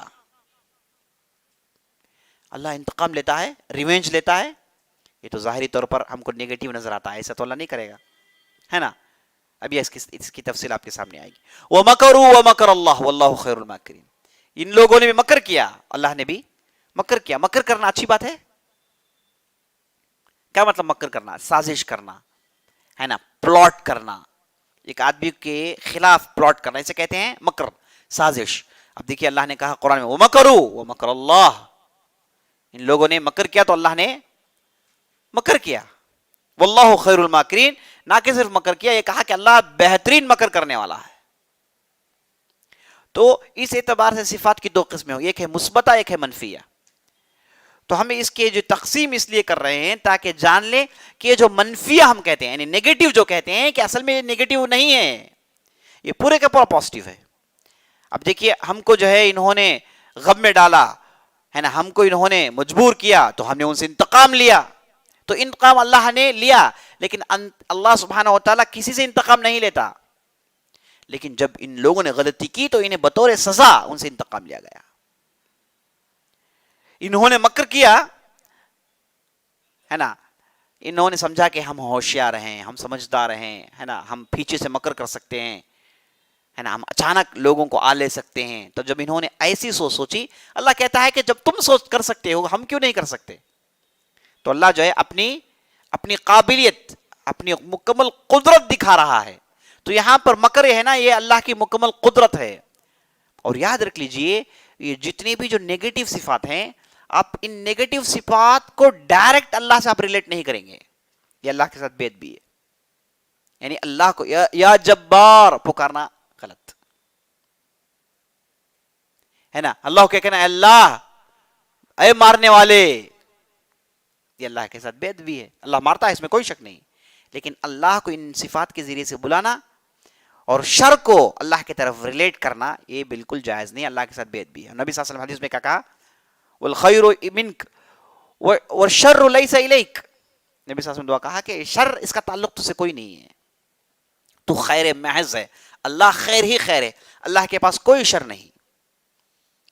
تو ہم ان صفات کو جن میں ظاہری طور پر نظر آتا ہے کہ اللہ کا غیظ و غضب ہے، اللہ کا مکر ہے، ان چیزوں کو ڈائریکٹ اللہ سے ہم ریلیٹ نہیں کریں گے. یہ اللہ کے ساتھ بے ادبی ہے. نبی صلی اللہ علیہ وسلم نے ہمیں ایسی تعلیم نہیں دی. اور جب بھی ہم اللہ کو پکاریں گے تو اللہ کے کیسے ناموں سے پکاریں گے؟ اللہ کو جو ہم کو پازیٹیو نظر آتے ہیں، اور جو بھی نیگیٹو ہے یہ بندوں کی غلطی کی وجہ سے. بندوں کے ساتھ انصاف تو کرنا ہے نا. اتنا ظلم اس نے کیا ہے تو اس کے ساتھ انتقام نہیں لیں تو کیا کریں؟ اسے عذاب نہ دیں تو کیا کریں؟ کون سی چیز انصاف ہے؟ تو پھر تو اللہ اپنی حکمت کے تحت، اپنے عدل و انصاف کے تحت یہ صفات اس کے اندر ہیں، لیکن ان صفات کے ذریعے سے ہم اللہ کو نہیں بلانا ہے. یحیی و یمیت، مارتا بھی ہے اور جلاتا بھی ہے. ہاں جوڑ جوڑ کر آپ کہہ سکتے ہیں اے خالق الخیر والشر، خیر کو پیدا کرنے والے، شر کو پیدا کرنے والے، آپ بلائیے، کوئی مسئلہ نہیں. لیکن یہ کہنا کہ اے خالق الشر، اے شر کو پیدا کرنے والے، صرف کہنا ہے غلط. یا ماکرو، استغفر اللہ، اے مکر کرنے والے، غلط. آپ ساتھ ایک اچھی صفت یعنی پازیٹیو صفت لائیے اور ساتھ نیگیٹو صفت لائیے، دونوں کو ملا کر پکاری، یہ جائز ہے جیسے ہم قرآن حدیث میں دیکھتے ہیں. لیکن صرف ایسی صفات جو منفی نظر آتی ہیں انہیں استعمال کر کے اللہ کو پکارنا یہ بالکل بے ادبی ہے، یہ حرام ہے، اسے ہم کو نہیں کرنا چاہیے، ہے نا. یہ جو صفات جس میں ان لوگوں نے مکر کیا، اللہ نے مکر کیا، ان لوگوں نے کیا تو اللہ نے بھی کیا، ان لوگوں نے پلاٹ کیا تو اللہ نے بھی کیا، ان صفات کو کہتے ہیں صفات المقابلہ، ہے نا. ان کے مقابلے میں اسے استعمال کیا گیا ہے، ورنہ اللہ ماکر نہیں ہے، مکر کرنے والا نہیں ہے. اللہ یہ کرتا نہیں ہے، ان لوگوں نے کیا تو اللہ نے کیا. انہیں کہتے ہیں صفات المقابلہ، جو ہم کو منفی میں نظر آتی ہیں. تو مختصر یہ ہے کہ اللہ کی صفات مثبت ہیں اور منفی ہیں. مثبت ہی کے ذریعے سے ہم اللہ کو پکاریں گے، منفی صفات کے ذریعے سے ہم اللہ کو نہیں پکاریں گے. اور منفی صفات کو ہم سمجھیں گے، اس میں بھی ہم پرفیکشن کو تلاش کریں گے، اور یہ بھی پرفیکٹ ہیں، ہے نا.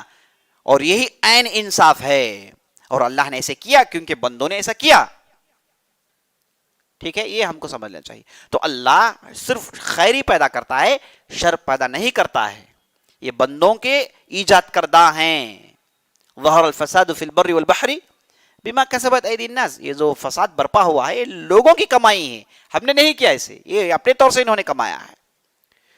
تو انشاءاللہ ہم جب تقدیر میں گفتگو کریں گے اس پر انشاءاللہ تفصیلی روشنی ڈالیں گے کہ یہ کیسے ہوتا ہے. اگر اللہ نے شر نہیں پیدا کیا تو یہ جو شر ہم دیکھتے ہیں یہ کہاں سے آ گیا؟ ان شر کو ہم کیسے سمجھیں؟ عزیز دوستو، عقیدہ پڑھنے کی بنیادی ایک چیز یہ ہے، بنیادی فائدہ یہ ہے کہ ہم دنیا کو سمجھ سکتے ہیں.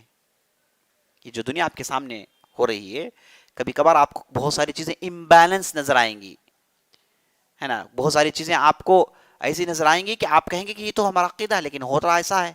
ان چیزوں کو آپ سمجھ سکیں گے، یہی عقیدہ پڑھنے کا فائدہ ہے. اچھا آگے بڑھیے. صفات کی دو قسمیں آپ نے دیکھ لی، اور ایک دو قسمیں ہیں اسے بھی دیکھ لیجیے. ایک ہے صفات فعلیہ، ایک ہے صفات ذاتیہ. صفات فعلیہ، اللہ کی صفات جو بھی ہیں اس کی دو قسمیں ہیں، ایک ہے صفات فعلیہ اور ایک ہے صفات ذاتیہ. صفات ذاتیہ اور فعلیہ میں فرق کیا ہے؟ صفات ذاتیہ ایسی صفات جن کا تعلق براہ راست اللہ سے ہے، اللہ کی ذات سے ہے. صفات فعلیہ وہ صفاتیں جن کا تعلق اللہ کے کاموں سے ہے. صفات ذاتیہ کتنے ہیں؟ صفات ذاتیہ 7 ہیں، باقی سب صفات فعلیہ ہیں. صفات ذاتیہ کیا ہیں؟ السمع، اللہ سننے والا، البصر، اللہ دیکھنے والا، العلم، اللہ جاننے والا، الکلام، اللہ بولتا ہے نا، اللہ قدرت رکھتا ہے، اللہ جانتا ہے، اللہ خالق ہے. آپ اسے ویڈیو کو دوبارہ دیکھ کے نوٹ کر لیں انشاءاللہ، ٹھیک ہے؟ وقت ہمارے پاس کم ہے اس لیے میں آگے بڑھتا ہوں. یہ 7 ہیں، یہ اللہ کی ذاتی صفات ہیں. بقیہ جتنی بھی صفات ہیں یہ ہیں فعلیہ. ہم نے پہلے آپ کو بتا دیا کہ ایک اللہ کی ذات ہے اور ایک اللہ کی صفات ہے. بتایا کہ نہیں بتایا؟ اللہ کی ذات جو یونیک ہے، اس کے انسٹنکٹک نیچر ہے، اس کا الگ اپنا ایک نیچر ہے، وہ بندوں میں ملا ہوا نہیں ہے، منحل نہیں ہے. جیسے صوفیہ کہتے ہیں کہ ناسوت لاہوت میں منحل ہو گیا. صوفیہ کے عجیب و غریب اصطلاحات ہیں، ہے نا؟ اور بعض لوگ بڑے جھل کر سر ہلا کر سنتے ہیں. بھئی اللہ نے ہم کو مکلف نہیں کیا، پہلے سے جو مسائل ہیں پڑھ لیں تو کافی ہے. آپ کے بھول بھلائیے، آپ کی اصطلاحات، آپ کی ٹرمینالوجیز، وحدت الوجود، وحدت الشہود، اللہ نے مکلف نہیں کیا ہے. غیر ضروری اس میں سر کیوں کھپائیں، ہے نا؟ تو اس کی کوئی ضرورت نہیں ہے الحمدللہ. تو میں بتا رہا تھا کہ ایک اللہ کی ذات ہے اور اللہ کی صفات ہے. ہم نے پہلے بتا دیا تھا آپ کی، اس کی جو شرح آپ کے سامنے آ گئی. اگر آپ دوبارہ سمجھنا چاہتے ہیں تو دوبارہ اس ویڈیو کو دیکھیے جو گزشتہ مجلس کی تھی، تاکہ آپ کو بات سمجھ آ جائے. تو جو صفات جس کا تعلق اللہ کی ذات سے ہے، یعنی اللہ کی ذات سے الگ نہیں ہوتے. جیسے اللہ کا دیکھنا ہے، یہ اللہ سے الگ نہیں ہوتا. صفات ذاتیہ میں اللہ کے ہاتھ ہیں، ید اللہ فوق ایدیہم، اللہ کا ہاتھ ان کے ہاتھ کے اوپر ہے. یہ اللہ کی ذات ہے. اللہ کے آنکھ ہے، فاصطنعتک فی عینی، میرے آنکھوں کے سامنے ہم نے تمہیں بنایا. موسیٰ علیہ السلام کو اللہ کہتا ہے فی عینی، اللہ کے آنکھ ہیں. اور اللہ کے قدم ہیں. ہم نے کرسی کے تعلق سے کہا موضع قدمی الرحمن، اللہ کے قدم رکھنے کی جگہ ہے. اللہ کا قدم ہے. اللہ کی پنڈلی ہے. یوم یکشف عن ساق ویدعون الی السجود فلا یستطیعون، اللہ کی پنڈلی، اللہ کی پنڈلی ہے نا. اور اسی طریقے سے اللہ کا قدم ہے. اور وہ مشہور حدیث، جب اللہ نے جہنم کو بنایا، جہنم سے وعدہ ہوا کہ میں تجھے پیٹ بھر کر رکھوں گا، تیرا پیٹ ضرور بھروں گا میں. اور جب قیامت کا دن جہنم کا پیٹ بھرنے کے لیے جہنمیوں کو پھینکا جائے گا اور جہنم کہے گی حل میں مزید اور ہیں. جہنم اپنے آپ کو کھائے گی، سب کو جھلسا دے گی. اور اس دن جہنم کو کھینچ کر لایا جائے گا. اس کے 70,000 لگام ہوں گے اور ہر لگام کو 70,000 فرشتے تھامے ہوئے ہوں گے. جہنم کو کھینچ کر لایا جائے گا اور وہ موقع ہوگا، اس وقت انبیاء کہیں گے اللہم سلم سلم، نفسی نفسی کا جو عالم ہم سنتے ہیں اس وقت ہوگا. انبیاء کہیں گے کہ بھائی آج ہماری نجات ہو جائے تو بڑی بات ہے، امت کا ہمیں کوئی خیال نہیں. بڑے بڑے انبیاء یہ کہیں گے نفسی اللہم سلم سلم، اے اللہ آج ہمیں بچا لے بس. اتنا بھیانک ہولناک منظر ہوگا. تو اور جہنم میں لوگوں کو جھونکا جائے گا اور جہنم کا پیٹ نہیں بھرے گا. جہنم کہے گی حل میں مزید، حل میں مزید. اس کے بعد اللہ سبحانہ وتعالی اپنا قدم رکھیں گے اور اس کے بعد کہے گی قطن قط، قطن قط، اب میں بھر گئی، اب میں بھر گئی. تو یہاں پر حدیث میں ذکر آیا ہے اللہ اپنا قدم رکھیں گے، تو اللہ کا قدم ہے. تو جب ہم اللہ کے ہاتھ ہیں، اللہ کے آنکھ ہے اور اللہ کا چہرہ بھی ہے، وَيَبْقَى وَجْهُ رَبِّكَ ذِي الْجَلَالِ وَالْإِكْرَامِ، كُلُّ مَنْ عَلَيْهَا فَانٍ، ہر چیز جو بھی ہے دنیا میں پوری فنا ہو جائے گی سوائے اللہ کے چہرے کے. تو اللہ کا چہرہ ثابت ہے، اللہ کی صفت ہے نا. تو اللہ کا چہرہ ہے، اللہ کے آنکھ ہے نا، اللہ کے ہاتھ کا ذکر آیا ہے، اللہ کے قدم کا ذکر آیا ہے. تو جب ہم ان چیزوں کو سنتے ہیں تو فوراً ہمارا ذہن کہاں جاتا ہے؟ ہاں، اپنے آپ کو کمپیئر کرتے ہیں. وہ نہیں کرنا ہے، اس کی تفصیل آپ کے سامنے آئے گی. اسماء و صفات کے ساتھ کیا نہیں کرنا ہے وہ تفصیل آپ کے سامنے آئے گی. تو یہ ایسی صفاتیں جنہیں کہا جاتا ہے صفات ذاتیہ، یہ اللہ سے الگ نہیں ہوتی، یہ اللہ سے الگ نہیں ہوتی. صفات فعلیہ کی مثال کیا ہے؟ رزاق، رزق دینے والا، مارنے والا، جلانے والا، گناہوں کو بخشنے والا، امان دینے والا، سلامتی دینے والا، عزت والا، عزیز، حکمت والا، علم والا، خبر رکھنے والا، نازک. یہ سب کیا ہیں؟ لطیف، خبیر، ہے نا، بردبار، حکیم. یہ جو اللہ کی صفات ہیں یہ ڈائریکٹ اللہ کی ذات سے جڑے ہوئے نہیں ہیں، انہیں الگ کیا جا سکتا ہے. اچھا کیسے فرق کریں؟ مختصر بتا دیتا ہوں میں کیسے اللہ کی ذات اور صفات میں فرق کریں گے. سمپل، آپ اللہ کی مشیت کو داخل کر دیجیے. اللہ کی مشیت یہ صفات ذاتیہ میں سے ہے، یعنی اللہ اگر چاہے تو یہ ہوگا، اللہ اگر نہیں چاہے تو یہ نہیں ہوگا. اگر جس میں اللہ کی چاہت جڑی ہے وہ ہے فعلیہ، جس میں اللہ کی چاہت جڑی نہیں ہے وہ ہے ذاتیہ. مثال کے طور پر کیا ہم یہ کہہ سکتے ہیں کہ اللہ چاہے گا تو رزق دے گا، چاہے گا تو رزق نہیں دے گا؟ کہہ سکتے ہیں؟ کہہ سکتے ہیں. کئی لوگوں کو اللہ نے بطور سزا رزق نہیں دیا اور وہ مر گئے، ختم ہو گئے. اللہ چاہے گا تو جلائے گا، چاہے گا تو مارے گا. کہہ سکتے نہیں کہہ سکتے ہیں؟ کہہ سکتے ہیں. کیا ہم یہ کہہ سکتے ہیں کہ اللہ چاہے گا تو دیکھے گا، نہیں چاہے گا تو نہیں دیکھے گا؟ نہیں کہہ سکتے. اللہ چاہے گا تو جانے گا، نہیں چاہے گا تو نہیں جانے گا؟ نہیں کہہ سکتے. اللہ چاہے گا تو اس کے قدم ہے، نہیں چاہے گا تو اس کے قدم نہیں ہے؟ اللہ چاہے گا تو اس کے ہاتھ ہے، نہیں چاہے گا تو اس کا ہاتھ نہیں. کہہ سکتے ہیں؟ نہیں کہہ سکتے ہیں. تو جہاں ہم یہ کہتے ہیں کہ اللہ چاہے گا تو ہوگا وہ ہے فعلیہ.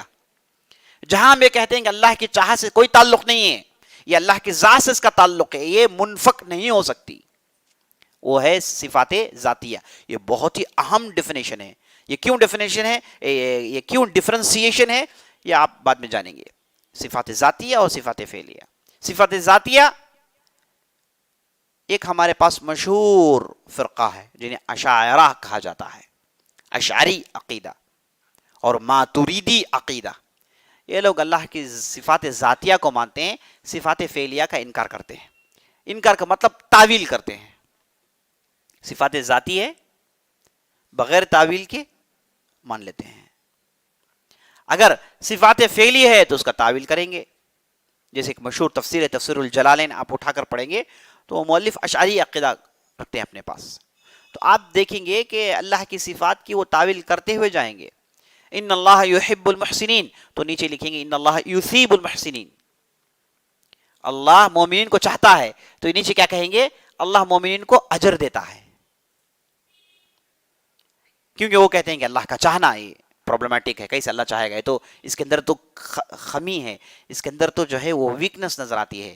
تو اس لیے یہاں پر چاہنے کا معنی ثواب دینا ہے. اچھا، یہ لوگ کیوں تعویل کرتے ہیں اس کی بھی تفصیل آپ کے سامنے آئے گی. وہ نیک نیتی سے کرتے ہیں. ان کی تعویل، جن کی نیت بد ہے وہ تو سمجھیے کہ ہمارے موضوع بحث سے خارج ہیں، ان سے کوئی بحث نہیں. جن کی نیت اچھی ہے تو ہم ان کے لیے تھوڑی بہت جسٹیفیکیشن کرنی پڑے گی، لیکن ساتھ ساتھ حق تو بیان کریں گے. حق سے تو ہم روگردانی نہیں کر سکتے، حق تو بیان کریں گے. تو عزیز دوستو، اس سے یہ بات معلوم ہوئی کہ یہ جو اشاعرہ ہیں، ماتوریدیہ ہیں، وہ اللہ کے صفات ذاتیہ کو مانتے ہیں اور صفات فعلیہ کا انکار کرتے ہیں. انکار کا مطلب تعویل کرتے ہیں. یہ جو اشعری اور ماتورید عقیدہ یہ ہندوستان کے گھٹی میں پڑا ہوا ہے. ہندوستان کے جتنے بھی نام نہاد مدرسے آپ لے لیجئے، سب اسی عقیدے کو پڑھاتے ہیں. لیکن ان کی مجبوری ہے کہ انہوں نے اسے عقیدہ اہل سنہ سمجھا ہے، عقیدہ سلف اسے سمجھ رکھے ہیں، ہے نا. اس کے علاوہ ایک بھیانک فرقہ ہے جو معتزلہ، وہ یہ کہتا ہے کہ وہ پوری صفتوں کا انکار کرتا ہے، ذاتیہ ہو کہ فعلیہ، سب کا انکار. وہ صرف اسما کو مانتا ہے. کہتا ہے کہ نام ہے، اسے عربی میں پڑھ لو، اس کے معنی یعنی ہر اسم کے پیچھے ایک صفت ہے، یہ نہیں ہے. اللہ علیم ہے، ٹھیک ہے مانتے ہیں. اللہ جانتا ہے، ہاں نہیں مانتے ہم. سمیع، اللہ جو ہے معنی اس کا اللہ دیکھتا ہے، کہتے ہیں کہ سمیع ہم مانتے ہیں، ٹھیک ہے، لیکن سنتا ہے، ہاں نہیں مانتے ہم. صفات و اسما کو الگ کرتے ہیں اور صرف اسما کو مانتے ہیں، صفات کا کلی طور پر انکار کرتے ہیں. کیوں انکار کرتے ہیں؟ وہ کہتے ہیں کہ اسماء و صفات متشابہات میں سے ہیں، ہم اسے سمجھ نہیں سکتے، ہم سمجھیں گے تو ہم سے غلطی ہو جائے گی اور ہم اللہ کے ناموں میں ہم غلطی کرنا نہیں چاہتے. یہ ان کی تعویل ہے. اس کی بھی تفصیل آپ کے سامنے آ گئی. تو اس اعتبار سے عزیز دوستوں، ایک ہے صفات ذاتیہ، ایک ہے صفات فعلیہ. تو کیسے فرق کریں گے؟ جس میں اللہ کی چاہت ہے وہ ہے فعلیہ، جس میں اللہ کی چاہت نہیں ہے یہ قانون یہاں پر نہیں چل سکتے، یہ رول یہاں پر امپلیمنٹ نہیں کر سکتے، تو یہ چیز بن جاتی ہے صفات ذاتیہ. اسے اچھی طریقے سے سمجھ لیجئے. اب چلیے آخری بات میں پیش کر دیتا ہوں تاکہ ہم کل کی مجلس میں اللہ کی کتابوں پر ایمان، اس کی ہم تفصیل شروع کر لیتے ہیں انشاءاللہ. یہاں سے آج کی مجلس سے انشاءاللہ الایمان باللہ ختم کر دیتے ہیں، اس کے بعد الایمان بالکتب وہ اس کا آغاز کرتے ہیں. تو تھوڑی دیر انتظار کر لیجئے، ہم ختم کر لیں گے انشاءاللہ. اچھا، یہ باتیں ہو گئی، یہ چند میں نے آپ کو قواعد سنائے، رولز اینڈ ریگولیشن سنا. جتنے بھی آپ نے سنی رولز میں نے بتایا آپ کو، کہا کہ اللہ کے نام خوبصورت ہیں، اللہ کے نام پرفیکٹ ہیں، اللہ کے ہر نام میں صفت ہے اور ہر صفت میں نام ہونا ضروری نہیں ہے، یہ میں نے بتایا. اور اس کے بعد صفات کی تقسیم میں نے بتایا. الہاد کا معنی یہ سب ہے نا قواعد ہے، رولز ہیں، اسے یاد رکھیے آپ. اب آگے بڑھیے کہ جب بھی بات اللہ کی صفات کی آتی ہے، اللہ کے نام کی آتی ہے، ہم کو 5 کام نہیں کرنا ہے. 5 کام نہیں کرنا ہے. لیس کمثلہ وہو السمیع البصیر. اللہ جیسا کوئی نہیں ہے اور وہ سننے والا اور دیکھنے والا ہے. تو یہاں پر اللہ جیسا کوئی نہیں ہے نا، تو ہم کو یہاں پر بعض چیزیں نہیں کرنا ہے. اور وہ چیزیں کیا ہیں؟ تشبیہ، تمثیل، تعطیل، تکییف، اور اس کے بعد تفویض. تو میں اسے کہتا ہوں 5 ٹیس. 5 ٹیس، انگلش کا ٹیس. 5 ٹیس نہیں کرنا ہے آپ کو. پہلا کیا ہے؟ تشبیہ نہیں کریں گے اللہ کی صفات کی. کیا مطلب تشبیہ کرنا؟ سملرائز کرنا، یعنی کہنا کہ اللہ کی صفات ایسی ہیں. اللہ کی صفات بندوں میں سے کسی کو دکھا کر کہیں کہ ایسی اللہ کی صفات ہیں. یہ کیا ہے؟ تشبیہ ہے، جو کہ جائز نہیں ہے. یہ نہیں کریں گے ہم.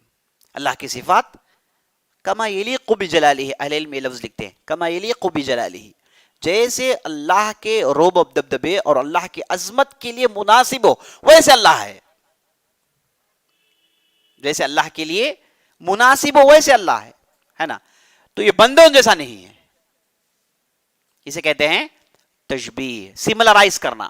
اللہ کی صفات، نعوذ باللہ یہ کہنا کہ اللہ کے ہاتھ ہیں تو میرے ہاتھ جیسے ہیں، نعوذ باللہ، جو کہ جائز نہیں ہے. اسے کہتے ہیں تشبیہ، جو انتہائی خطرناک ہے. اسے ہرگز نہیں کرنا چاہیے. لیکن لوگوں نے اسے الٹا لے لیا. کیا مطلب؟ جب اللہ نے کہا کہ تشبیہ نہ کریں تو انہوں نے ہر چیز کو تشبیہ سمجھ لیا. ہر چیز کو انہوں نے تشبیہ سمجھ لیا، یعنی معنی کو سمجھنا بھی انہوں نے تشبیہ سمجھ لیا. جیسے آپ نے دیکھا بھی یہ جو اشاعرہ ہیں، یہ اللہ کے صفات فعلیہ کا انکار کرتے ہیں. جب آپ ان سے پوچھیں گے کہیں گے کہ بھائی آپ ایسا کریں گے تو تشبیہ میں گر جائیں گے، اس لیے ہم کو یہ کرنا نہیں ہے. اب بنیادی سوال یہ ہے کہ جب آپ مثال کے طور پر آپ یہ کہتے ہیں کہ بھائی اللہ محبت کرتا ہے، یہ نہیں کہنا ہے. کیوں کہیں گے تو آپ تشبیہ میں پڑ جائیں گے. کیوں میں تشبیہ میں پڑ جائیں گے؟ کیونکہ اللہ کی محبت، بندوں کی محبت کو آپ جوڑ رہے ہیں. بندے ہی محبت کر سکتے ہیں، اللہ محبت نہیں کر سکتا. کیوں نہیں کر سکتا؟ کیونکہ محبت کمزوری ہے. یہ کیسے اللہ کر سکتا ہے؟ جو چیز کمزور ہے وہ اللہ کو آپ کیسے اس میں ڈال سکتے ہیں؟ تو اس لیے کہتے ہیں کہ ہم یہ نہیں کر سکتے، کیونکہ کریں گے تو تشبیہ ہو جائے گی. کریں گے، کہیں گے کہ اللہ محبت کرتا ہے تو معنی یہ کہ یہاں پر تشبیہ ہو جائے گی. تشبیہ سے دامن چھڑانا چاہتے ہیں، تشبیہ سے اپنا دامن چھڑانا چاہتے ہیں تو کہاں گرے؟ جا کر تعطیل میں گر گئے. آسمان سے گرا کھجور میں اٹکا، ہے نا. تشبیہ سے بھاگنا چاہے تعطیل میں گر گئے. ابھی تعطیل کا معنی آپ کے سامنے آئے گا. تو تشبیہ کا معنی سملرائز کرنا. تو یہ جتنے بھی معتزلہ ہیں، جو فرقے نظر آئے، ان کے پاس پریشانی یہ ہے کہ وہ ہر چیز میں تشبیہ دیکھتے ہیں. ہمیں کہیں گے کہ بھائی اللہ جانتا ہے تو انہیں فوراً اشکال پیدا ہو جاتا ہے کہ اللہ جانتا ہے تو ہم بھی جانتے ہیں، تو پھر تشبیہ ہو جائے گی. تو اس لیے میں نے پہلے آپ کو وضاحت کر دیا کہ دیکھیں نام یہ کیا ہیں؟ مشترک ہیں، لیکن حقائق مختلف ہیں. میں پہلے آپ کو بتا دیا تھا ہاتھی کی بھی ناک ہے، ہماری بھی ناک ہے، کیا دونوں ایک ہیں؟ اگر ہاتھی کی ناک ہماری ناک ہو جائے تو پھر معاملہ کیا ہوگا؟ آپ سوچیے آپ، ہے نا. تو اس اعتبار سے یہ جو ہاتھ کہنا ہمیشہ یہ مراد نہیں ہے. جانوروں کی بھی ہاتھ ہیں، اونٹ کے سامنے یہ 2 ہاتھ ہیں. عربی میں سے یدا ناقہ کہتے ہیں، اونٹنی کی 2 یہ سامنے ہیں، ہم اسے پیر کہتے ہیں، لیکن اونٹنی کے لیے 2 ہاتھ ہیں. اب اس کے دونوں ہاتھ پیر ایک ہی ہیں اور ہمارے دونوں ہاتھ 2 پیر الگ الگ ہیں، ہے نا. تو اس اعتبار سے یہ ایک لینگویج کے لمیٹیشن ہے، ہم اسے کچھ بھی نہیں کر سکتے، سمجھنے کے علاوہ کچھ بھی نہیں کر سکتے. سمجھنا چاہیے کہ یہ نام مشترک ہیں، حقائق مختلف ہیں. تو اس اعتبار سے یہاں پر تشبیہ ہونے کے امکانات نہیں ہیں. جب ہم یہ سمجھ لیں کہ بھئی اللہ سنتا ہے، اللہ دیکھتا ہے، اور جیسے اس کے لیے مناسب ہو، جیسے اس کے عظمت کے لیے مناسب ہو ویسے دیکھتا ہے، تو یہاں پر یہ تشبیہ کا ٹینشن ہی ختم ہو گیا. اچھا ہم ٹینشن کو کیوں ختم کرنا چاہتے ہیں؟ کیونکہ یہ اللہ کے نام قرآن میں بارہا آئے ہیں اور اللہ نے اسے ہم سے سمجھانا چاہا ہے.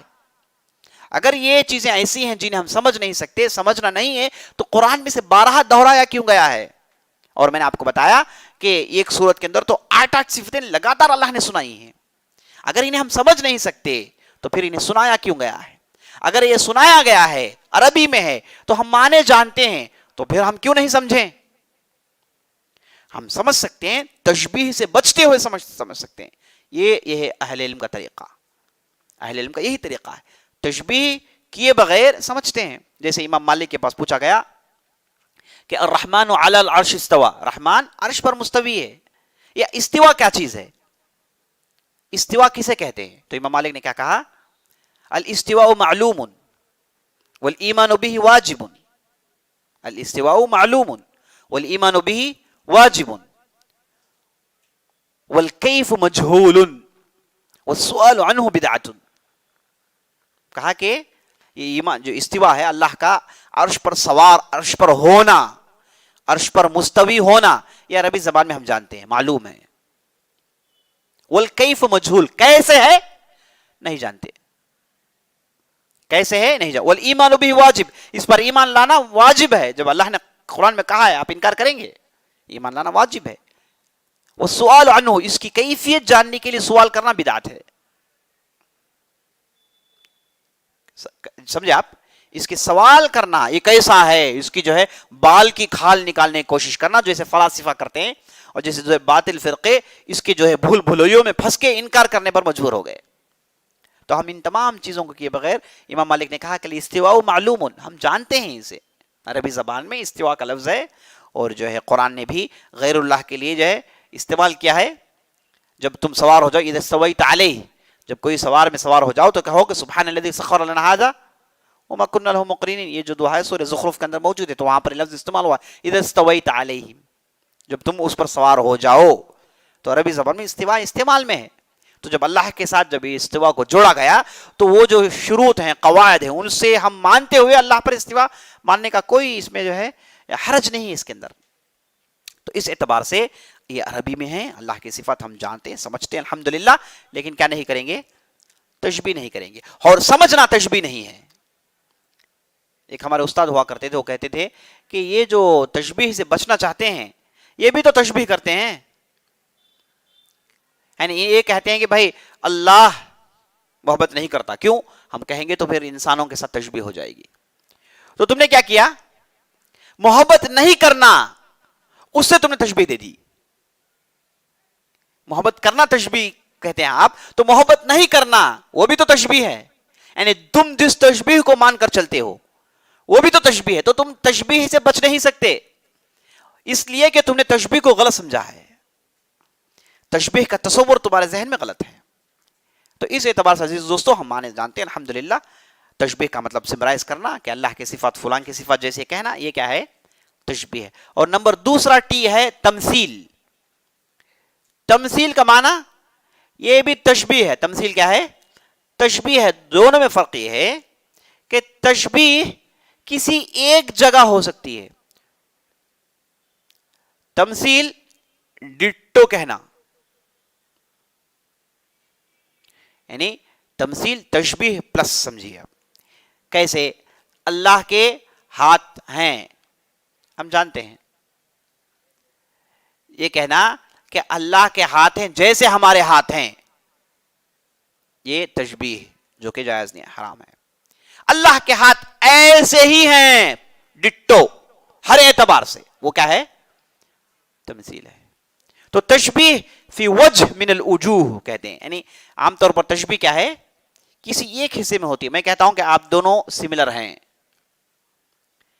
آپ دونوں کے درمیان مشابہت ہے، دونوں کے درمیان تشبیہ ہے، تو فوراً سوال آئے گا کہ کہاں، کس اعتبار سے؟ یعنی دونوں کے اندر تشبیہ اس اعتبار سے ہے کہ دونوں آپ ایمان والے ہیں، دونوں کے پاس ایمان موجود ہے. یہ ہے تشبیہ. تمثیل کیا ہے؟ یہ دونوں ڈٹو ہیں ہر اعتبار سے، ایمان کے اعتبار سے، دیکھنے کے اعتبار سے، بات چیت کے اعتبار سے، ہائٹ کے اعتبار سے، رنگ کے اعتبار سے، ہر اعتبار سے ایک ہوں تو کیا ہے؟ تمثیل. کوئی ایک جگہ سملرائز کریں تو وہ ہے سمجھ میں آئی بات؟ تو یہ ہے تشبیہ، اور تمثیل کیا ہے؟ تشبیہ پلس ہے. سمجھ میں بات آپ کو؟ تو جب کوئی آدمی تشبیہ نہیں کرتا تو وہ ڈیفالٹ کیا نہیں کرتا؟ تمثیل نہیں کرتا. اور ہر تمثیل کرنے والا تشبیہ کرتا ہے. اس لیے قاعدہ کیا ہے؟ کل ممثل مشبہ ولیس کل مشبہ ممثل.